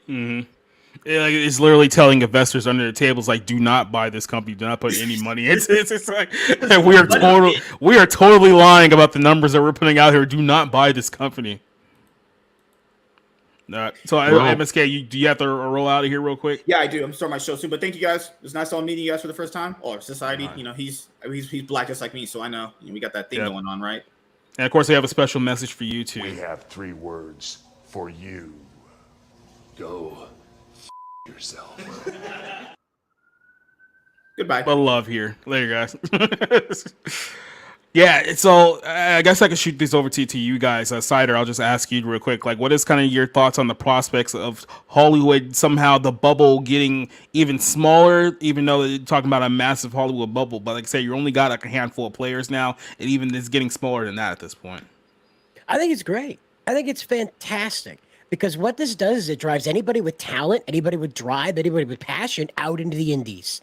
They get away from this corporate stuff that doesn't take risks, that just wants to repeat itself ad nauseum until the end of the world, like Walking Dead and all the other Fast 11s, 12, 14. They're gonna do 40 of these freaking Bring it things. on Vin 8. Diesel's gonna be a meat puppet on strings in a car, a remote controlled car. That's what the AI driven car. My That's family. what they're gonna do. Because there's like 10 million idiots out there that'll turn out and buy a ticket. And that's what they'll do. Anybody with talent, anybody with a real story is going to head out into the indies. And that's great news because just like when you're sweeping up a floor, all the shit, you got to put it in one place to get it scooped into the dustpan, into the trash. And guess what these companies are doing? They're putting all the shit in one place so it can get scooped all in one go into the dustbin of history. And we just do away with that crap. They're making it easier. I think it's great. I mean, Orange, you think agree with that take? I think that they are learning a very painful lesson that when you betray the consumer, you're going to fail, and we aren't going to come back simply because you beg. Think about what Warner Brothers has been doing. When they got rid of Johnny Depp during the whole Amber Heard Johnny Depp thing, they embraced a person who was found to be a serial abuser and a false rape accuser, a bed pooper, and many other things, and a serial liar. And yet they fired Johnny Depp simply because, he was accused of this stuff with no proof, yet they sided with a criminal, a legitimate criminal. And then they sided with a psychopath who terrorized women across 4 separate countries. And people were starting to wake up to this. When people start to wake up to a company embracing criminal behavior in some of the worst ways, they tend to say, we aren't supporting your shit. When also this company says, well, okay, we got a fan base that is really appreciating something that is basically a redheaded stepchild to us, the Snyderverse. And they had a following. They had a group that were so adamant that they had Zack Snyder finish his work and publish it on HBO Max, which was then later owned by Warner Brothers and whatnot. So they had that, and then they hired pro sicko James Gunn, and James Gunn said, yeah, fuck that shit. So all these poor decisions are basically like a domino that is leading to a noose around Warner Brothers' neck. And they just are hoping that that domino system isn't going to slice or isn't going to release that noose. Because even though it's inevitable at this point, they should have thought about what they were doing. They didn't think about it in a business standpoint. They thought about it in a standpoint of, we don't give a fuck what the fans want when we're the ones putting bread on your damn tables. It's like, okay, we'll starve you and let's see how far you get. Oh, wait, now you're going to be sold. That's what happens when you fuck with the consumer. The person making those choices, though, his name's Toby Emmerich. He's the son of Roland Emmerich, who made things like Independence Day. He's really been at the forefront of a lot of those decisions recently in the last 5 or so years. And he's seemingly made the wrong decision every single time. Talent skipped a generation in that family. Well, again, Roland Emmerich is very cynical in the sense that he makes big action pictures that are stupid and dumb, but they make lots of money. I will say his Midway movie from a couple years ago, I was very surprised how good it was. That the Midway Battle of World War II, but yeah, look, yeah, this is just a completely mismanaged company. I will say this to Cider. I believe in individual talent. Okay, I don't necessarily. So I agree with you that I think individuals will always find a way to get their work made. You know, on whatever budget they have to. I still love that kind of, you know, you can tell there's $45 million here, you know, on the screen kind of thing. And maybe that's just going to become less and less of the case in the standard movie. You know, maybe it's more like 15 million. You know, and it's up to the individual artist to really make it sing, really make it pop. But yeah, it's just it's sad because like the world of movies as I know it is pretty much coming to an end. Yep, it's going to happen sooner rather than later, unfortunately. Any final thoughts on this topic before we move over to our next one? Don't buy popcorn; it's overpriced. It's seriously overpriced. I love it. I used to work at a movie theater about 11 years ago, and the amount of money that it costs to give you a bucket of large popcorn is like literally like pennies on the dollar, and they charge you like $9. That's how they make their money. That's a theater secret for you guys. So it's like, you're seriously being overcharged by everything you buy at a movie theater. Don't do it. It's dumb. Well, I don't see that there's going to be much creativity if you're going to have 3 or 4 studios, because all they're going to focus on is trying to get that big blockbuster, and we're going to end up with things like what? Quantum Mania, The Marvelettes, Shazam 2. I mean, they really think that they're going to get more and more people interested if you make it bigger and more spectacular. We've seen this before. It's like when television came in and they wanted to have, was it VistaVision and CinemaScope and 3D. That didn't go, that didn't save the studios from not completely collapsing, but just kind of devolving into more corporate and less like Louis B. Mayer and more into corporate raiders. So yeah, we've seen this before. We'll see it again. And hopefully we will have creatives who will work outside the system, although nobody will be able to champion them except bitter elitist has-beens who make only gangster movies. Well, and just real quick before, S. Craig Zoller is absolutely one of my favorite current directors working right now. He cannot get his next movie greenlit by Hollywood. He did Bone Tomahawk. He did Block. What is it? Shit, I'm gonna fuck this up. Dragged Across Concrete and what is it? Riot in Cell Block 99. Yeah, all excellent exploitation films. If you have not seen them, check them out.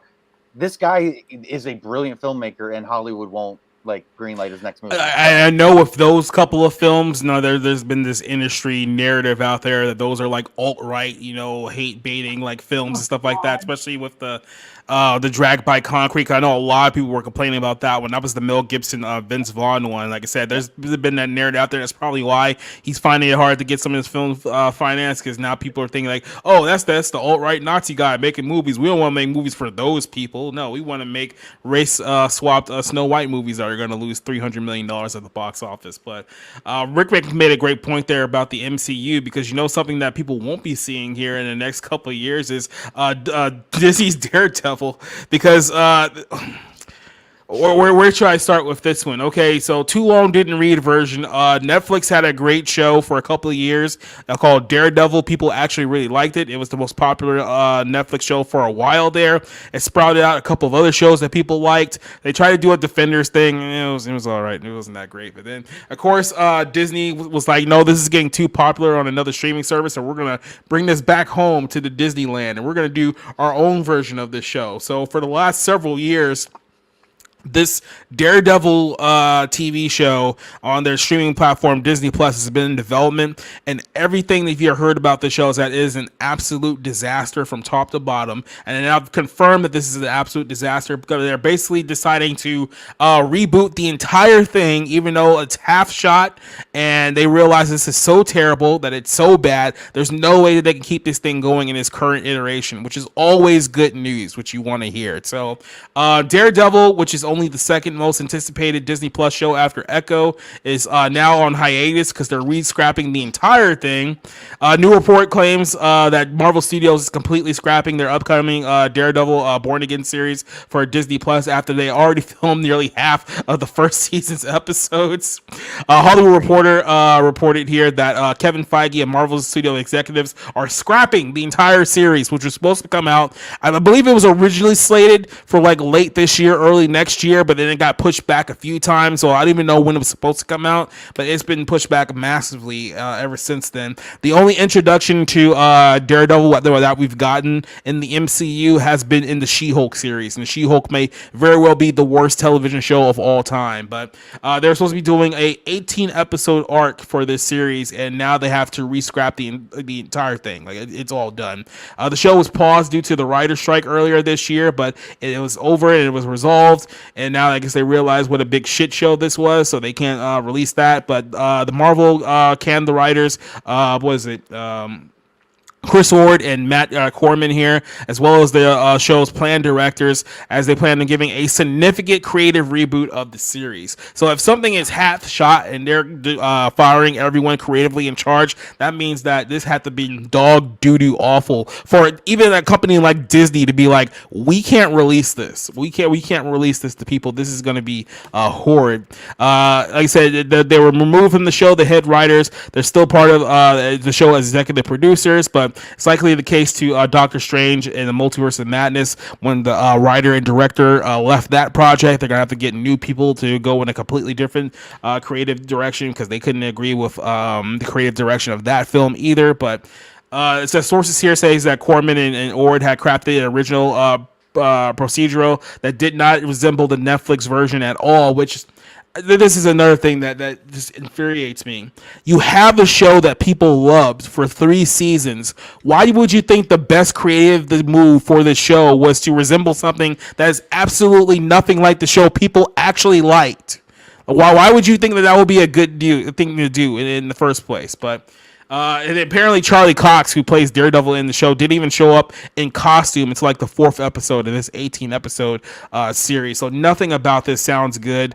Like I said, they're going to rewrite the entire thing. They plan on keeping some of the scenes, but everything's going to have a completely different creative direction on the show. And it's now been delayed till 2025. So maybe you'll get this show in 2 years if they don't screw it up again and it has even more delays. At this point, I would just say give up. This thing is toast. This thing is cooked. Nobody cares. No one wants to watch it at this point. But it's Disney. They'll never admit defeat, so they'll just keep pushing it back and pushing it back and pushing it back. So at this point, the only show for us to look forward to right now is Echo, which went from a 6-episode series to a 5-episode series. So I think it's now 4 episodes that may come out sometime in February of next year. So you still have that deaf, one-legged Native American, possibly lesbian superhero movie coming out, and it's going to be absolutely amazing. But Rick, I'll start this one off of you, Mr. MCU aficionado. What do you think about Disney completely butchering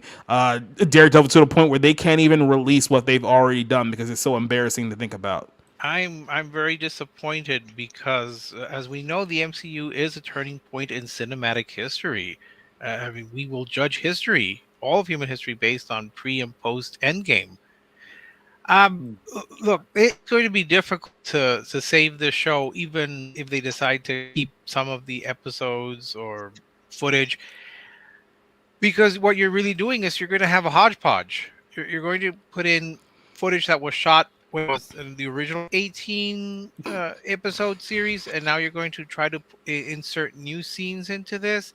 There's no one in charge. That's the problem. There's no one in charge. No one is overseeing this. This is why you need the showrunner. This is why you need a singular creative vision. So you're just going to try to throw everything into this.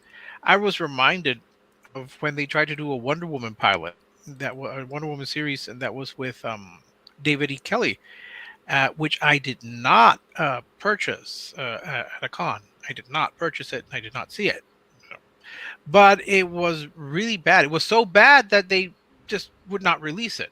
You can just imagine Disney, which has apparently a lot of resources, looking at this footage having already planned it out and saying, no, we can't release this the way you guys created it. We're going to butcher it. We're going to take bits and pieces here and there. We're going to put in new scenes. And to answer your question real quick, Jacob, the reason that they made that change is because they know better. They believe that they know better. So of course they're going to do something the way they want to do it because they know better.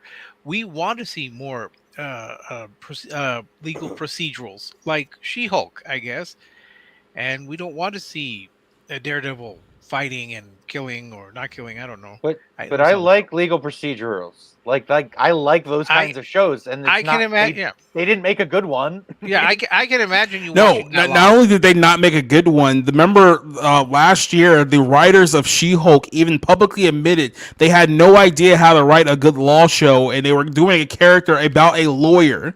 So it's like, oh yeah, we're gonna do an 8-series miniseries about a lawyer, and we have no idea how to write law TV whatsoever. They could have hired David E. Kelly.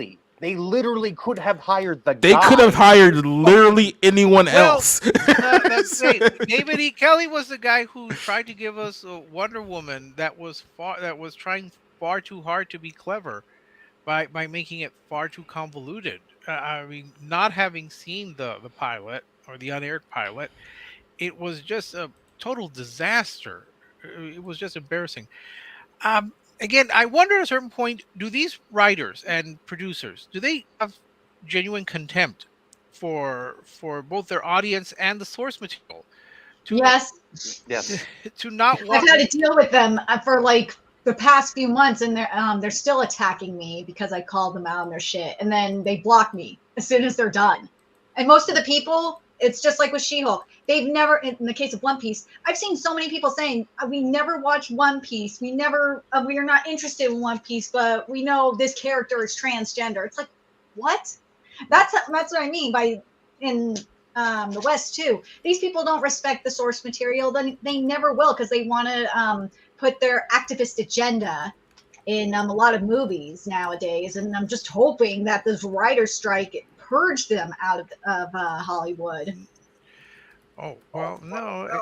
People were just double down. That's the sad thing. People are just doubling down on this, and they're going to present a series that I guess is not going to fit into the movies that are coming out. What was that thing that we were all laughing about? How you have to watch like 16 hours of Disney content to try to understand the Marvelettes? Who really has time for all of that? Who cares to watch 16 hours of other things? Yeah, because you have to watch all of WandaVision and all of Miss Marvel in order to even know who those two characters are they're putting in the movie. And then, of course, you also have to watch Captain Marvel and Endgame to even know anything about Captain Marvel as well. So, yeah, that's television has now come with homework assignments in order to watch now. This is where we're at. This is the opposite of when they adapted radio shows and TV shows into movies, because I think they had an R. Miss Brooks movie. They started to make a I Love Lucy movie, where it was just basically like some episodes thrown together and tied in. Now we have to watch endless shows that nobody really cares about. Maybe that's the thinking, that if we make all of these shows, they'll have to watch so that they can watch the movie that people don't care about anymore, because nobody really cared about Quantum Mania. Nobody cared about whatever Guardians 3. Nobody really cares about these things anymore. Yeah. The audience has left, but the tracking for the Marvels is already really bad, and that's a movie that they spent at least $300 million production only. So that's probably going to lose a massive amount of money too. Yeah, but at least we still have Echo. We still have Echo, and we will watch Echo. I have almost nothing positive to say about Marvel or the MCU, but I will say this. There is some incredible writing for it just in general, but for a superhero or comic book kind of show, there is just some incredible writing, especially for the Kingpin, Matt Murdock's character, his background, that they do in season 1. That's just like, I love so much of what they did.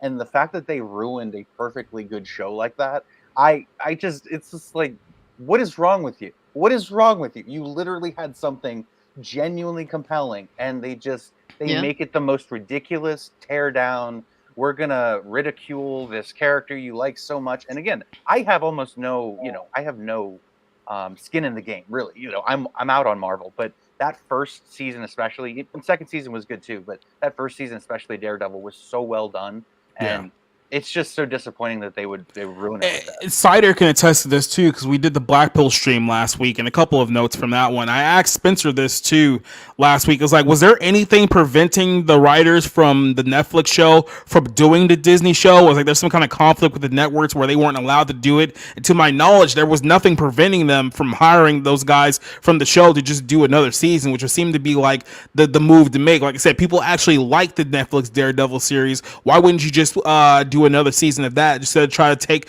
all the same character actors, Charlie Cox and Vincent D'Onofrio? We're gonna bring all of those characters back for a new season, but none of the writing is gonna be the same as it was for the other show. So it's like, then why are we doing any of this? Why are we even wasting our time with any of these characters? It is gonna be absolutely nothing like the show whatsoever. And then just to show you just how terrible these writers are, like on the Black Pill stream, like literally me, Cider, and like Spencer and a couple other guys were like, we really pulled out a Daredevil plot out of our butts, which was like 20 times more entertaining than anything that they're doing with the show whatsoever. And this is the problem here. Careful.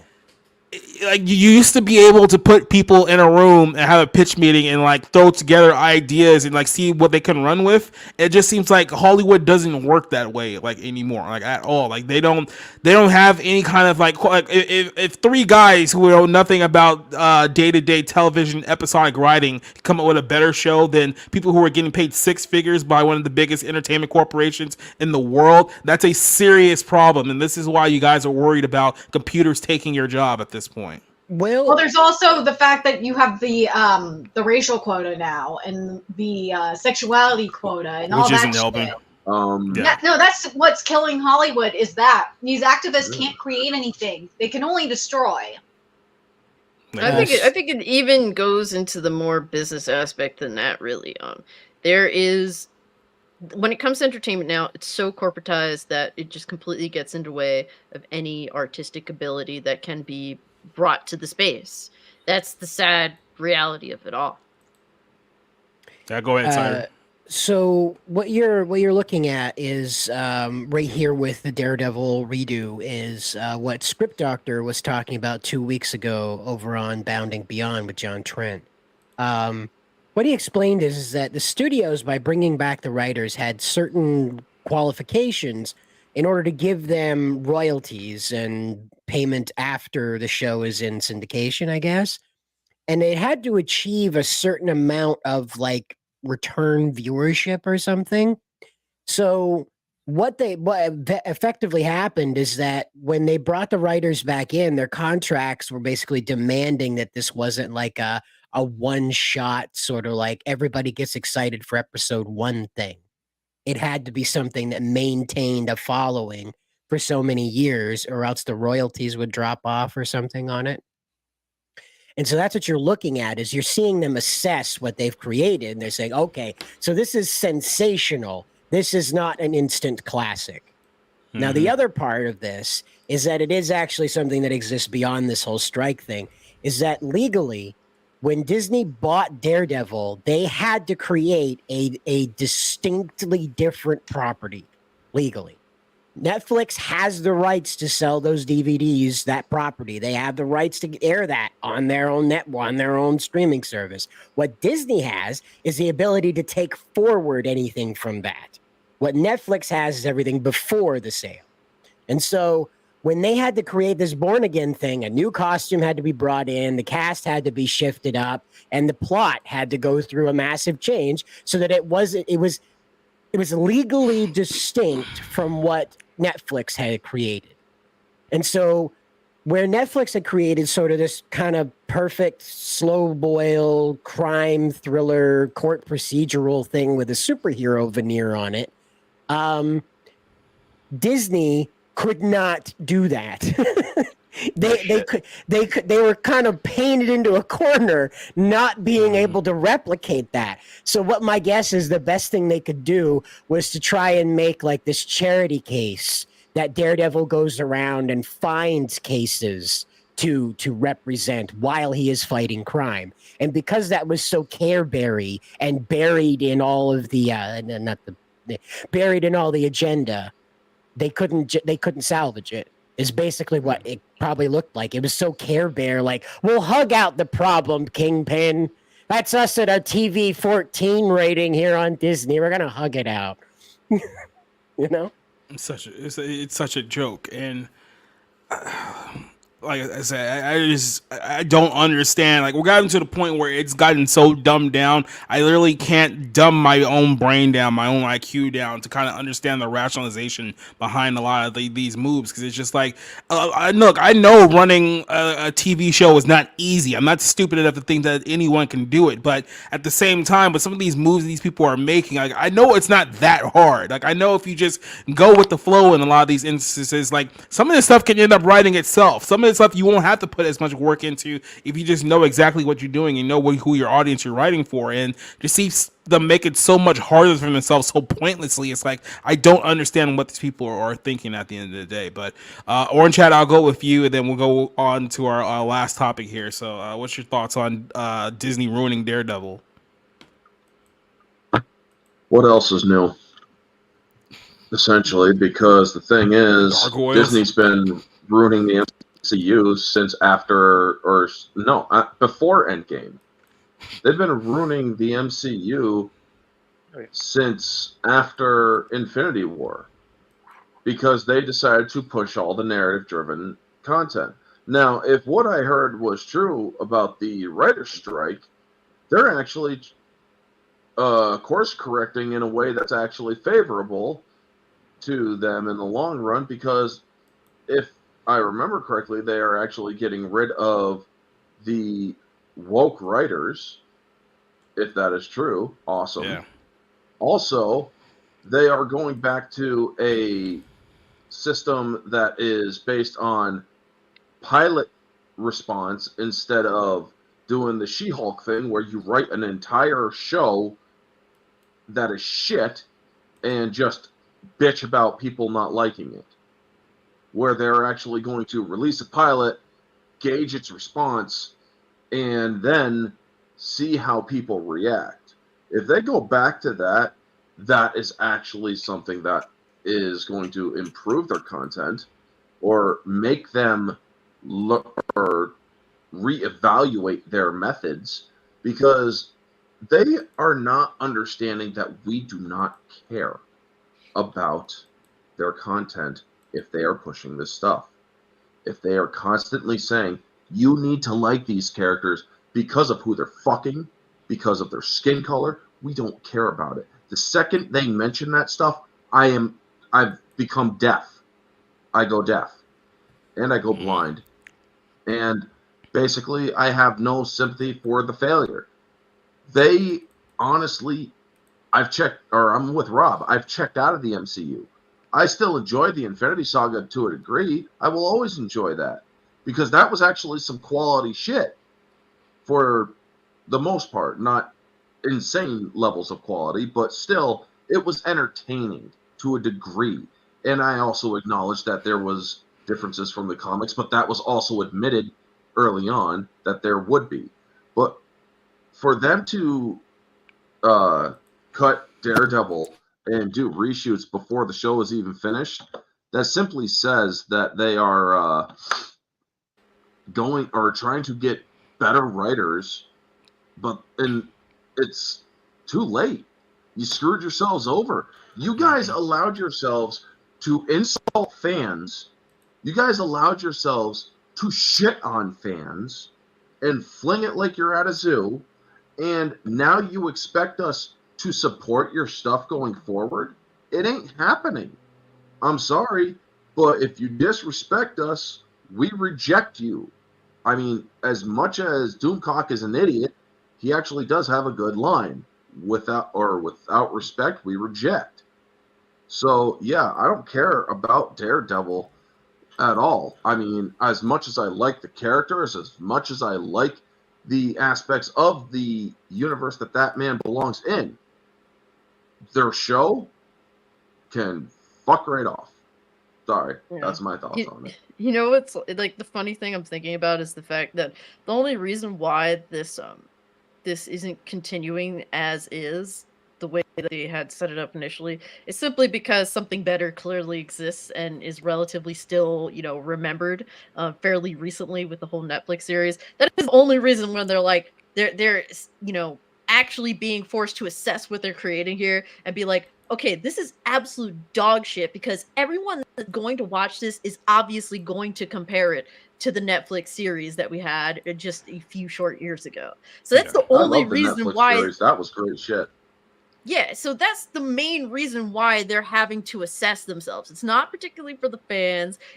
Matter of fact, I would be I wouldn't be surprised if at least on paper, like this Daredevil series that they have thus far is probably better than Echo. That's not saying much because Echo is likely going to be a hot steam pile of shit. But I would have to believe that it's probably better than Echo, just based on you know who's featured in it.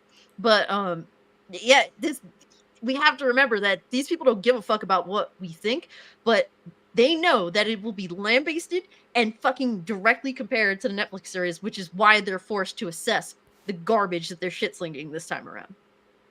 Yeah. I don't know why they agreed to take Daredevil and say, oh, well, you've got to change it from what people loved it in the beginning. Why don't you just say, no, we're going to keep it close? Not exactly the same, but why did they even agree to such a deal? It just seems strange to me.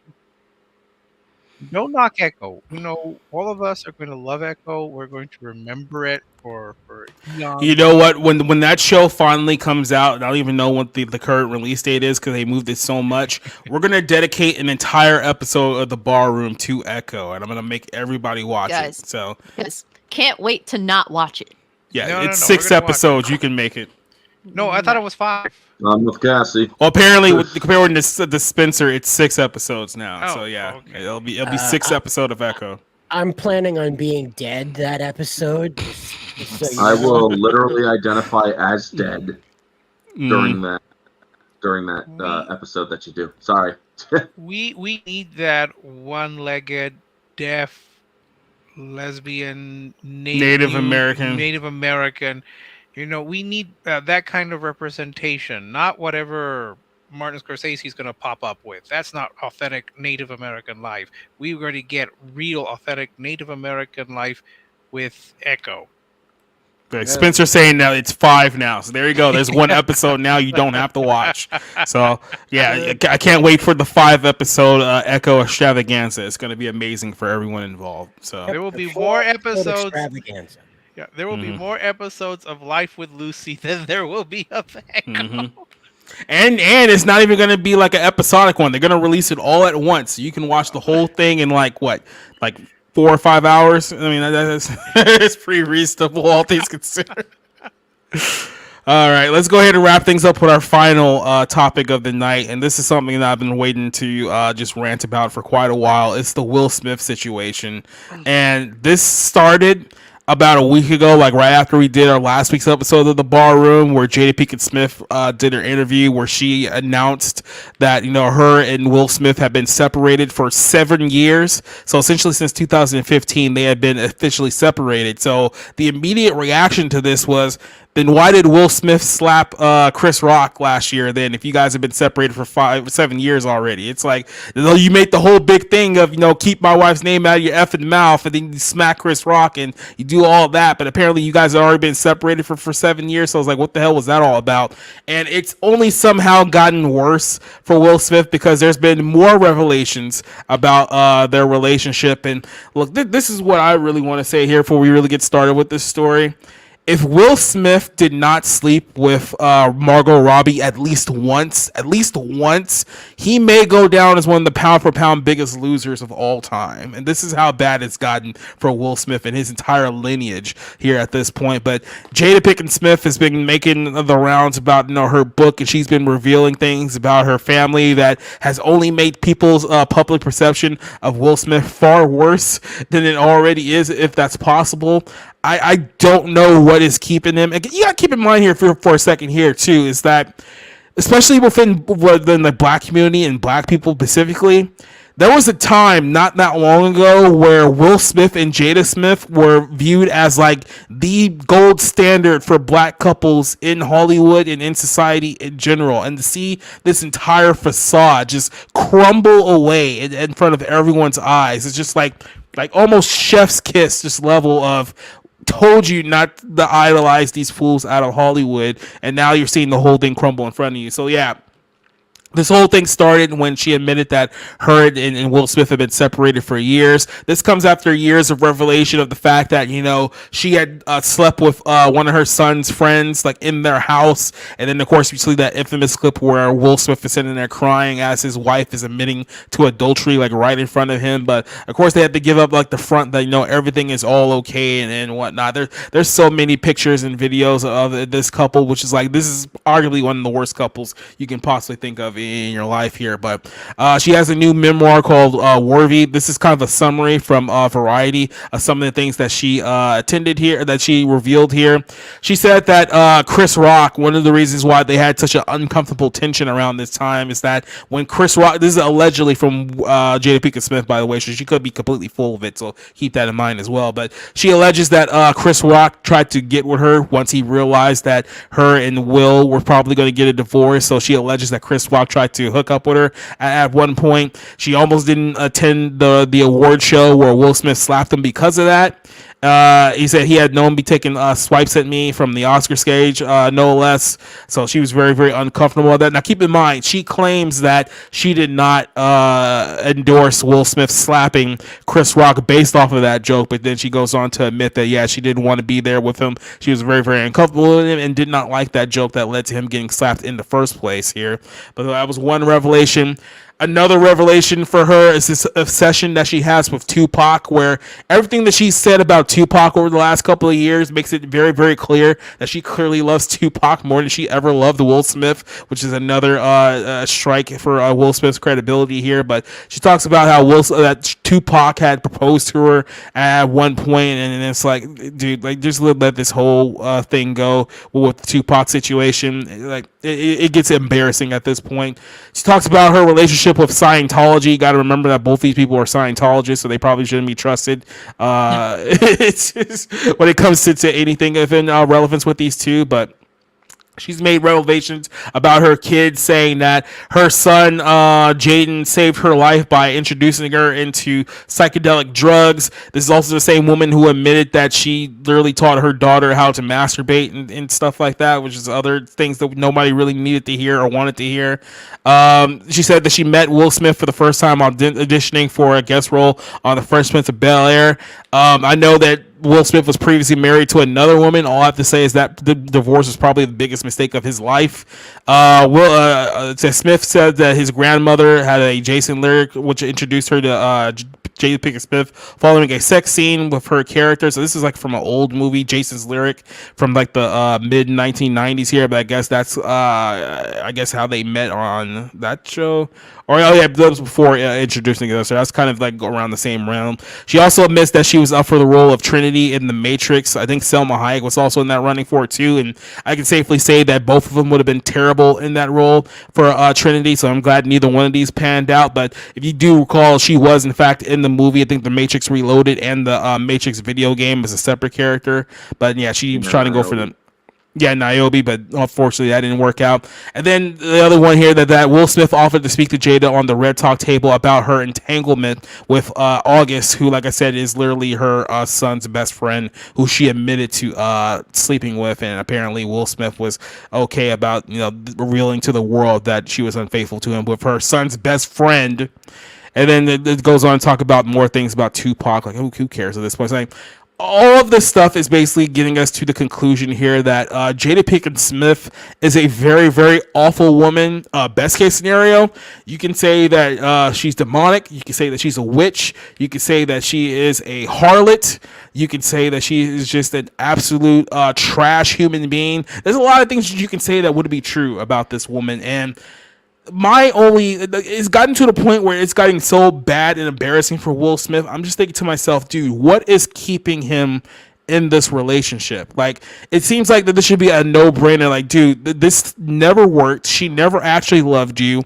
She's corrupted your kid. She's caused you nothing but misery and unhappiness all across the board. It's like, why are you staying with there's got to be something going on behind the scenes that they're not revealing to us. And if they're not revealing something about this relationship, I can only fear what that actually is that's keeping him around. But well, I'll save this last portion of this discussion to the end here, but I'm going to go ahead and shoot this over to you guys. I'll start with Rob. What is just kind of your general thoughts on Jada Pinkett Smith as a person and this whole relationship with Will Smith that for some reason he just can't remove himself from?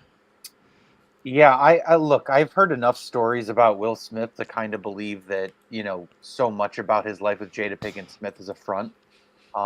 Is an arranged marriage is not, and there can be this drama over, like you guys weren't together for 7 years or something, and the whole Will Smith slap, what did that even mean? And all this shit, all this performative nonsense and by the way, Will Smith's career in the fucking crater. Like, I mean, he has suffered endlessly for no reason. It's not even like he's doing good work. He's just, I'm sorry, that's right. Didn't he win an Oscar? That forgettable King Richard movie or whatever? Yeah, the same night he slapped Chris Rock. He won an Oscar that night. It's so bizarre because nobody's going to watch that movie again. Not because of anything he did, because it's not interesting. Like, it's a terrible movie. So I want to almost say I feel bad for Will Smith, but I think he brought all of this shit on himself. Jada Pinkett Smith definitely seems like a crazy, fucked up woman. I just saw a movie she was in called Demon Knight, Tales from the Crypt, Demon Knight. Pretty good, whatever. But like that's like the one saving grace in her entire career, and that was back in the mid '90s. So I just think these are two fucked up people who have probably fucked up their kids. I mean, some of the shit that whether Willow or I forget, what is it, Jaden Smith? I don't know his name, but I think it's Jaden. Some of the stuff they've said where they're like they don't want to identify as a gender, and I don't know. There's just some really weird shit going on in Hollywood right now in general. But these people are broken. They should not be given more attention. Somebody should step in, but they won't. And we wonder why like weird drug overdoses happen and tragedies happen. And it's like these people are given, and they have endless resources to just completely destroy their lives. So, and neither one of them really has much of a acting career in Hollywood anymore. They're more of like just name celebrities, but yeah, it's just sad, honestly. I mean, you remember Will Smith's career really started to hit the toilet after that After Earth movie, where there was a while there where they really tried to push his son to be like the next big star in Hollywood, and that push completely failed. And the After Earth was so bad, like I said, his career took a hit as a result. And it was bad enough dealing with that, but now everything about his personal life has been revealed to the public, and it's just been like one sad Will Smith photo after another and after another. And it's like, dude, after a while, it's like, is there something out there that's just like preventing you from like standing up for yourself as a man? Like, what is it that she has over you that you're just continuing to go through with this? Because you're clearly not happy. Like, Ray Charles can see that you're not happy, and he's dead. So what it's like, what is going on here? I would say first that Will Smith's career kind of went off when he decided that he wanted an Oscar, because after he had a string of very popular success in action films and comedy films like Bad Boys, Independence Day, he decided he was going to be serious. That's why we had things like Collateral Beauty and Pursuit of Happiness. Pursuit of Happiness, Concussion, 7 pounds or 7 ounces or whatever. 7 garbage, whatever garbage that was. And then I needed more than anything that you could ever imagine. And King Richard. King Richard was his naked plea to give him an Oscar. I saw the movie. It was a series of Oscar clips. It was terrible. And his performance was very mannered and very mechanical. Not as bad as Eddie Redmayne, but I'm getting off topic. Point being, once he decided he was going to be a serious dramatic actor, people didn't want to see his movies because they weren't fun. They weren't interesting. Even the few times he tried, like, was it Gemini Man? That was not good. he lost the audience. He lost the appeal. He was no longer the fun guy that you wanted to go with. Maybe Jada had something to do with it. But why he's staying with her, and why he's he's insists on being humiliated by this woman, I don't know. Maybe because he already had one marriage and that didn't work out, and he was very loyal, I think, to at least to his mother, because we saw that his father abandoned him. Maybe he has those issues and they still plague him, and he thinks that if I leave her, there'll be no one. There'll be no one there.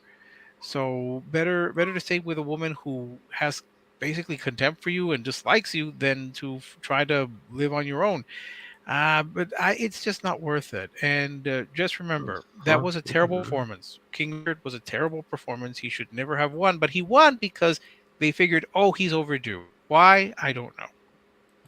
Yeah, and I have heard, JC and a couple of people, like, we've all heard the allegations about him being gay, which, I mean, maybe that's part of the deal here. It wouldn't surprise me at this point, especially coming from Hollywood. But there's also been rumors out there for many, many years about him and Margot Robbie. If you remember, they were in a film called Focus a few years ago. They also did the Suicide Squad movie, the first one, like a year later. So if you go back to the timeline that Jada Pinkett Smith here is talking about, where they separated, it would be around that time where they were working very close together on these films. And it's always kind of been like this internet rumor that, hey, maybe they had something going on at the time. And all I can say is that, I don't know, you seemed a lot more happier with her than you ever have been with your wife, especially over the last few years. So I don't know. I mean, he looks far happier here than you see him in those other pictures there, right?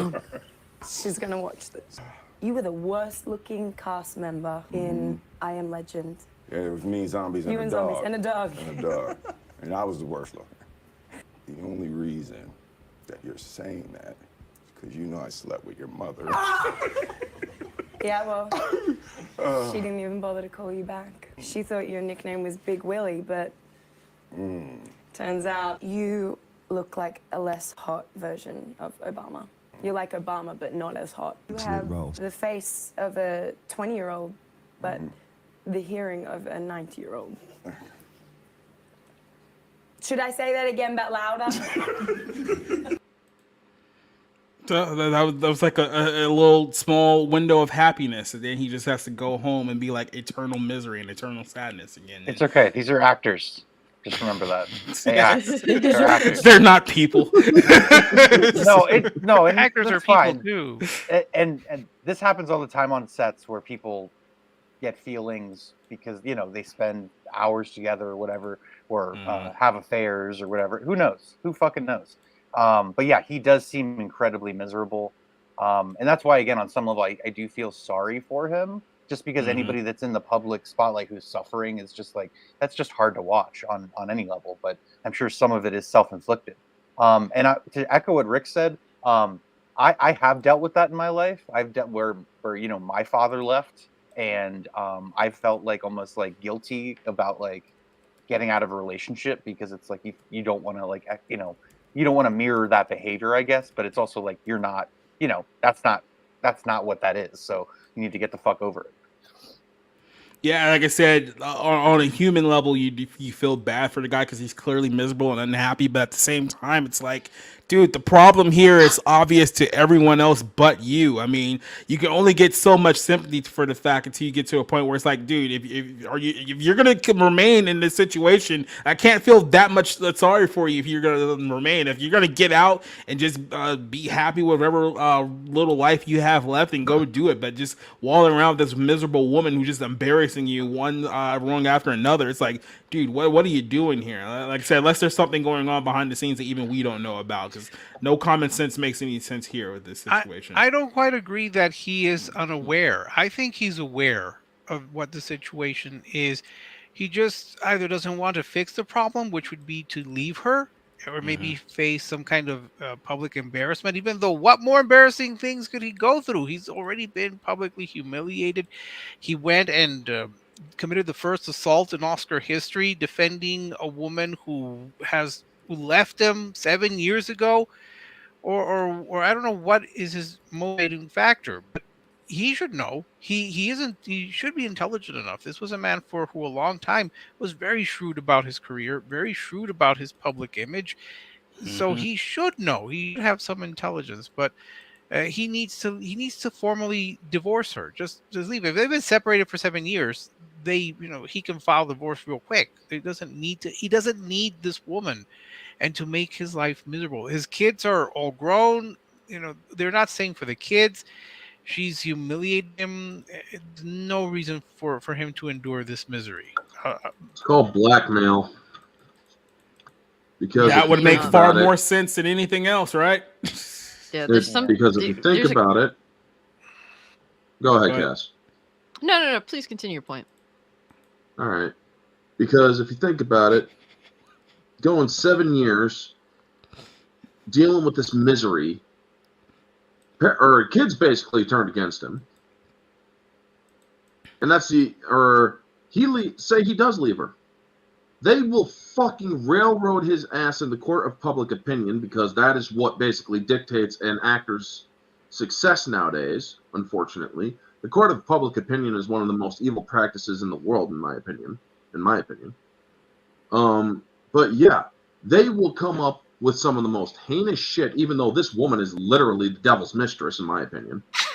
I mean, pretty sure she's pegging the devil. But, yeah, this woman is pretty much pure evil, and yet they will literally tell everybody that Will Smith is all of that, and they'll fucking believe him. So it's basically like, you leave, your career's gone. Bitch, my career's gone anyway. Bring it on. That is so hard because a lot of his popularity was based on being so likable. Everyone seemed to like him. So I'm puzzled why he would think that if he left her, that people would turn on him. 7 years of psychological abuse can wear even the strongest mind down. I mean, to be honest with you, I don't think that there's any victim here besides perhaps the children, since they're young and really, how much life have they lived? Being in a glass house. They have allowed their own egos to run wild. Now, I am not saying that Will Smith is free of blame in any shape, way, or form. That man allowed this shit to go on. Yeah, at some point you're complicit, bro. Like, I'm sorry, I have a hard time feeling sorry for him. Now, there's context to this that we don't know. There's no way that we have all the puzzle pieces here. So I'm open to more information to form a better conclusion on who is the bad guy. Is there any good guy at all? Is there at least one that's better than the other? But I really have to hold them on the same level here. Jada is an evil cunt because she doesn't hide it. Will, for some reason, despite pretty much losing everything that he has built, continues. Somebody needs to call Superman because that fucking Lex Luthor bitch needs to go to prison. But it's like he continues, despite having lost everything he has built, continuing by this woman's side. And maybe, who knows? I don't know if he's in it with her for what reason, but at this point, I have to assume that that's the case. There's no reason for him to stay. Matter of fact, I mean, I know that there will be a strong, people strongly going against him if he were to spill the beans, break up with Jada, and go out on his own, because obviously it would be deemed as, I guess, like self-centered and whatnot. But there will be a lot of people that will support him because he has created this persona that he is the victim. A lot of people feel bad for Will Smith in this situation, and Jada has definitely very much boldly made herself out to be the evil mistress cunt that she is. Like, that is, I don't know what is going on here. It looks weird, but even like people that don't really get into the whole cancel culture. I know a lot of people that aren't involved in cancel culture at all. They see Will Smith as a victim in this scenario. I really feel as though while there will be cancel culture with it, I feel as though there will be a lot of people that will support him, and he won't have to go to court like Johnny Depp had to in order to find some sort of bright side in the situation. I think that it would be far less far less against him, even though it will still suck a little bit. But I mean, at what point I have to, like I said, I don't know what's going on. There's something really weird, but I will say this. I do believe that Jada Pinkett is going down the same road as Amber Heard. She may end up. Hear me out. She may end up. I gotta be completely honest with you. If we're comparing notes at this point, I think Jada Smith is way worse for a person than Amber Heard. I think Amber Heard wishes she was as awful as Jada Smith. Much longer timeline too. I do believe that she will eventually lose a lot of what she got because people are going to wake up to this shit. I do believe that will eventually happen. I don't know if it will be like next year or the next few years, but it will eventually happen. As for Don't Let Him Burn, saying that they need our prayers, if you said a prayer for Jada Pinkett Smith, she'd probably get burned. I mean, you throw a cross into that woman, it will invert. Well, you also have the rumors that Will and Jada are part of Scientology. Well, I mean, it's not a rumor. They've confirmed many times that they're both in the Church of Scientology. So, well, they denied it. She denied it in her book. I just double checked. Let's put it this way: I think they might have dabbled. Elsewhere. I think they may have dabbled in it, but never become full-fledged members. I tell you, with their lifestyle right now, they're not helping the rumors that they're not a part of Scientology. That's pretty much the only thing that would make sense at this point, that these two are in some kind of Scientology cult where they can't break away from each other. I mean, their own kids are confused about or freaking swap their own genders. I mean, Jaden basically dresses like a bitch, and Willa is dressing like a man. Mm-hmm. I mean, it's one of these weird things now when it comes to this whole gender nonconformity.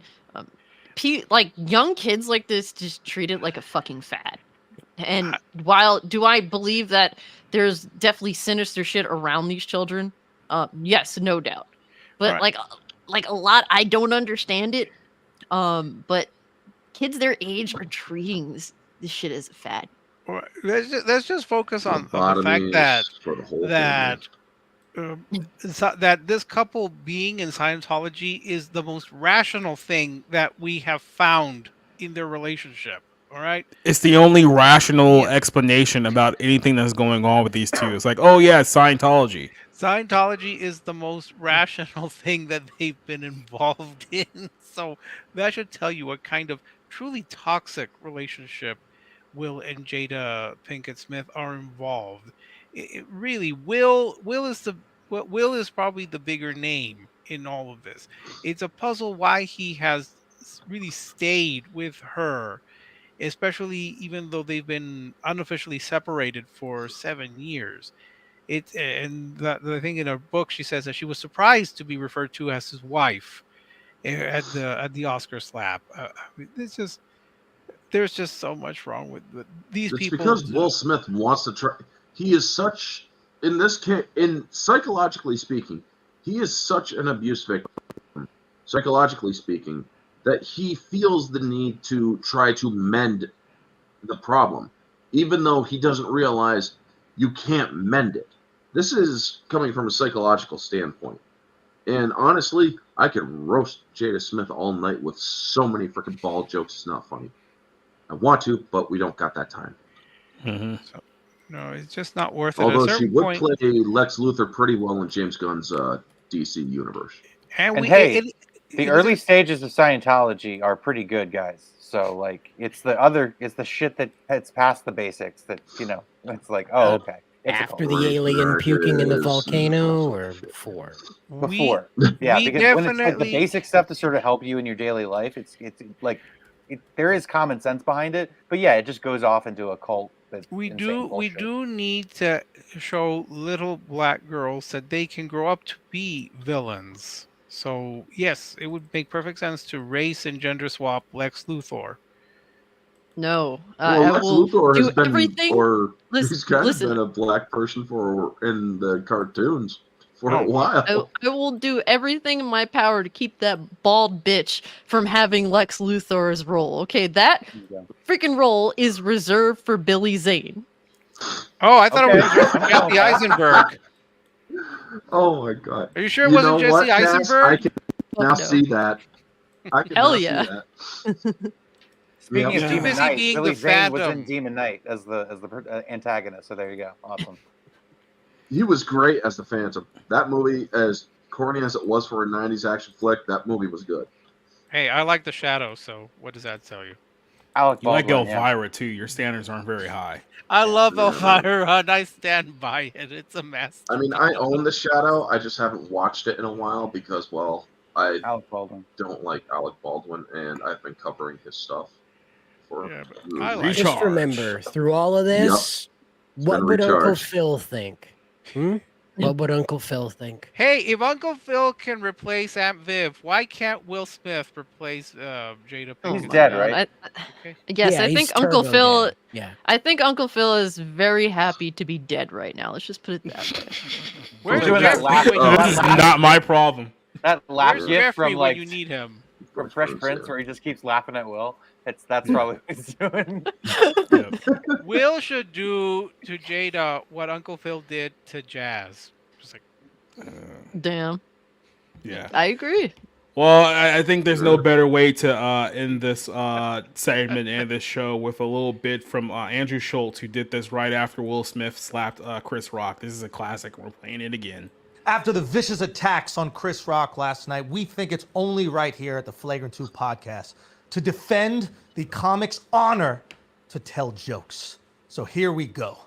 If you didn't see the Oscars, Chris Rock got himself in a hairy situation. He shined a light on female alopecia, while Jada's head shined a light on everything else. Chris was making fun of Jada's baldy, but seriously, how is Will supposed to get turned on if she has a woman's haircut? Now, I'm not saying that he's gay. Wow. He likes women, Shit. specifically ones that swim for Penn. Holy shit. All Okay. I'm saying is Whoa. last night wasn't the first time Will fondled another man to make Jada happy. Okay. Okay. And you gotta Will's chill. hand that struck Chris Rock was actually a metaphor for his relationship with Jada. Open when he wanted it to be closed. But let's be honest. Last night, Will Smith looked like he was from the streets of Philadelphia. And Jada looked like she was from the movie. Now, after all that drama, Will Smith still took home an Oscar. I'm talking about the award, not a Mexican guy to fuck his wife while he walks in the corner. my face. Wow. Now, to clarify, Will won the Oscar for Best Actor. People were saying it was for the Lifetime Achievement Award, and no, that's not it. That Oscar goes to the plumber that unclogged Jada's shower drain. Now, I am tired of people not giving Jada enough credit. Okay, it was actually Jada that helped Will get in character for King Richard. Because when she gives blowjobs, her head looks like a bouncing tennis ball. But give it up to Will, okay? Give it up to Will Smith. He is the only person to be recognized by the Motion Picture Academy and the Citizen app on the same night. And to everyone saying Will was probably under the influence, no. Okay, he doesn't drink or do drugs. This is the only time he's ever smoked a rock in his life. Now, don't feel bad for Chris Rock, okay? He was finally part of a hit white people will watch. Give Chris Rock some damn credit, okay? He took that smack like a champ. And next year, he's gonna be ready, okay? He'll have more bobs and weaves than Jada's wig collection. Now, a lot of people are saying this never happened during Oscars So White. Exactly, okay? The white Oscars are mind-numbingly boring, or as Jada would call it, a relationship with Will. So, I think we can all admit this was shocking, okay? Because if there was gonna be one chick at the Oscars with a hair loss disease that doesn't understand humor, I would assume it'd be Amy Schumer. Oh my god. Anyway, Will, let this be a lesson to you. If you want to keep your wife's name out of other people's mouths, make sure to keep your hands off comedians. What's up, everybody? Welcome to Flagrant 2. Now let's start the show. There you go. Dude. Yes. Everything, yes. Brutal. Just absolutely brutal. Yeah, his And writing we needs need some work, that but back. yeah. I mean, the fucking hosts were like, oh my god, we regret bringing this man on in every way possible. Mm-hmm. I don't want to be associated with anything like this, but yeah, we've come to the end of this show here. So this is the part of the show where you guys get to chill whatever you guys are working on. Then we can get on out of here and move on with our life. So we'll start with our good buddy, Mr. Rob Motto. What you got coming up today, Rob? Absolutely nothing. Just looking forward to Killers of the Flower Moon, a 3.5-hour adult drama. Been looking forward to it all year, probably since last year. I'm gonna stop talking about it because people are gonna tell me to shut the fuck up. But go see it. Go see a movie or something. Sit in a movie theater for 3.5 hours and then be like, I fucking hate you for telling me to go do that. So go see it. Shut the fuck up. Hopping over to our good buddy Orange Hat. What you got coming up?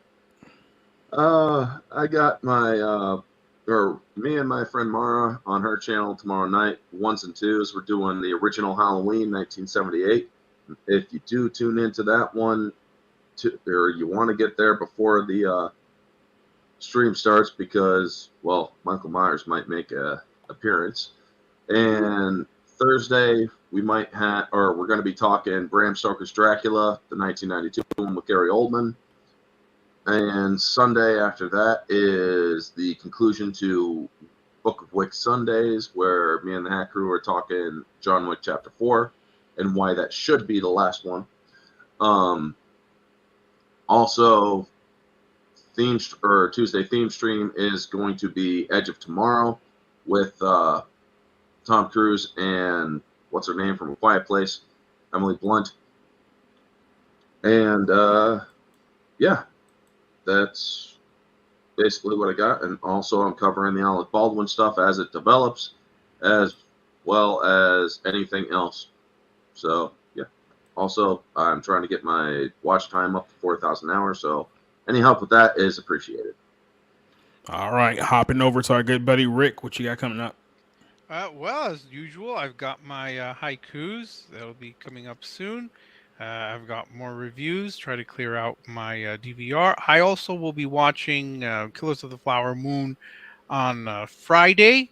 And of course, I'm still with my Life with Lucy a retrospective. So everyone keep following so that you could watch like all these episodes, or make me watch all these episodes, so we can enjoy the genius that is Life with Lucy. So that's pretty much it. And moving over to everyone's favorite neurotic Jewish woman with a lovely cat, our good buddy Nerdigans. What you got coming up, Nerdigans? Well, right after this, I got to record like 5 different videos, and then of course I'm on Friday I'm doing a live stream covering this month's Boruto, which was insane, and I'm fighting trans activists and I think I've had like a couple of death threats sent to me too. But yeah, so just a normal Tuesday.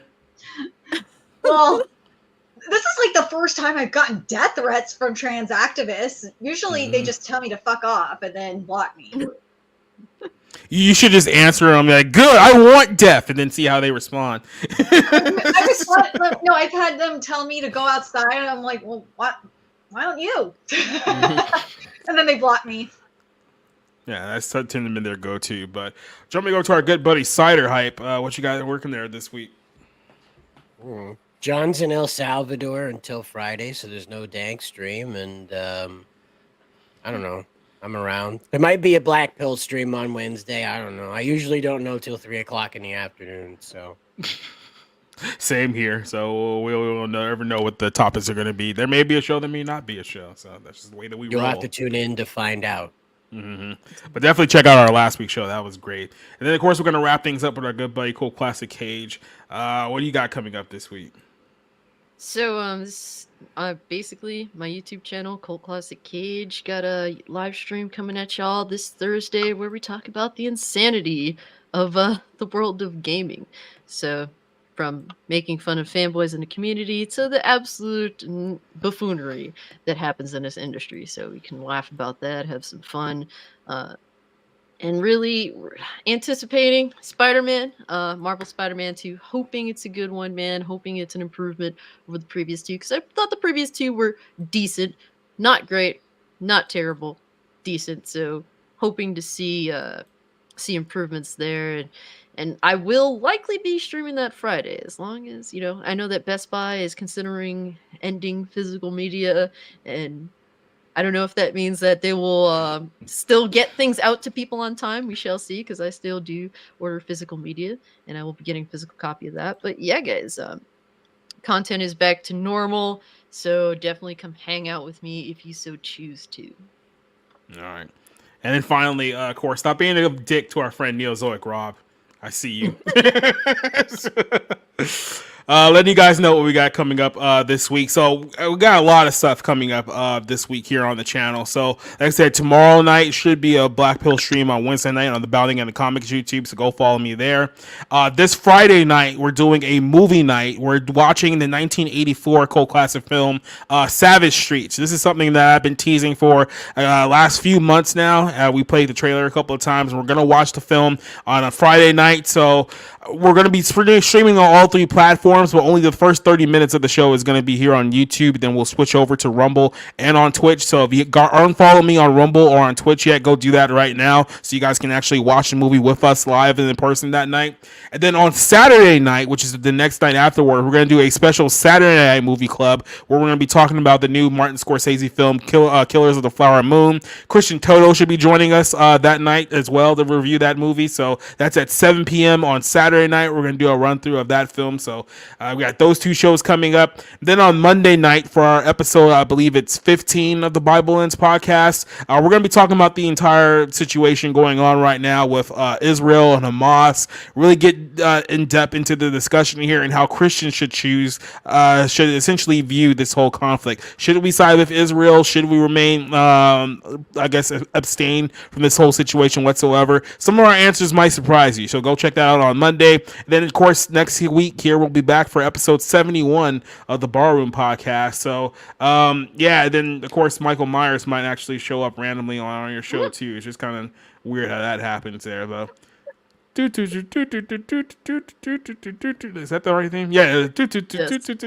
Okay, there we go. So for everyone joining us here on the show tonight, I want to give a shout out to all of you guys for joining me for another Tuesday night. I'm not putting that on the screen. I don't care what Rick's doing right now. We're going to pretend like he's not here. Quick little shout out to everyone who joined us on the show tonight. So make sure everyone gets a proper shout out. MSK, who was here earlier tonight, give him a shout out and go follow his channel and the stuff that he's doing on his streams as well. But Neozoic, Spencer, Alice vs. Evil, Doba Fett, Tactus Jones, JEC. Who else we have on here? Kate, obviously, give a shout out to you. Vanya, Top Dog, who was joining us here on our show tonight.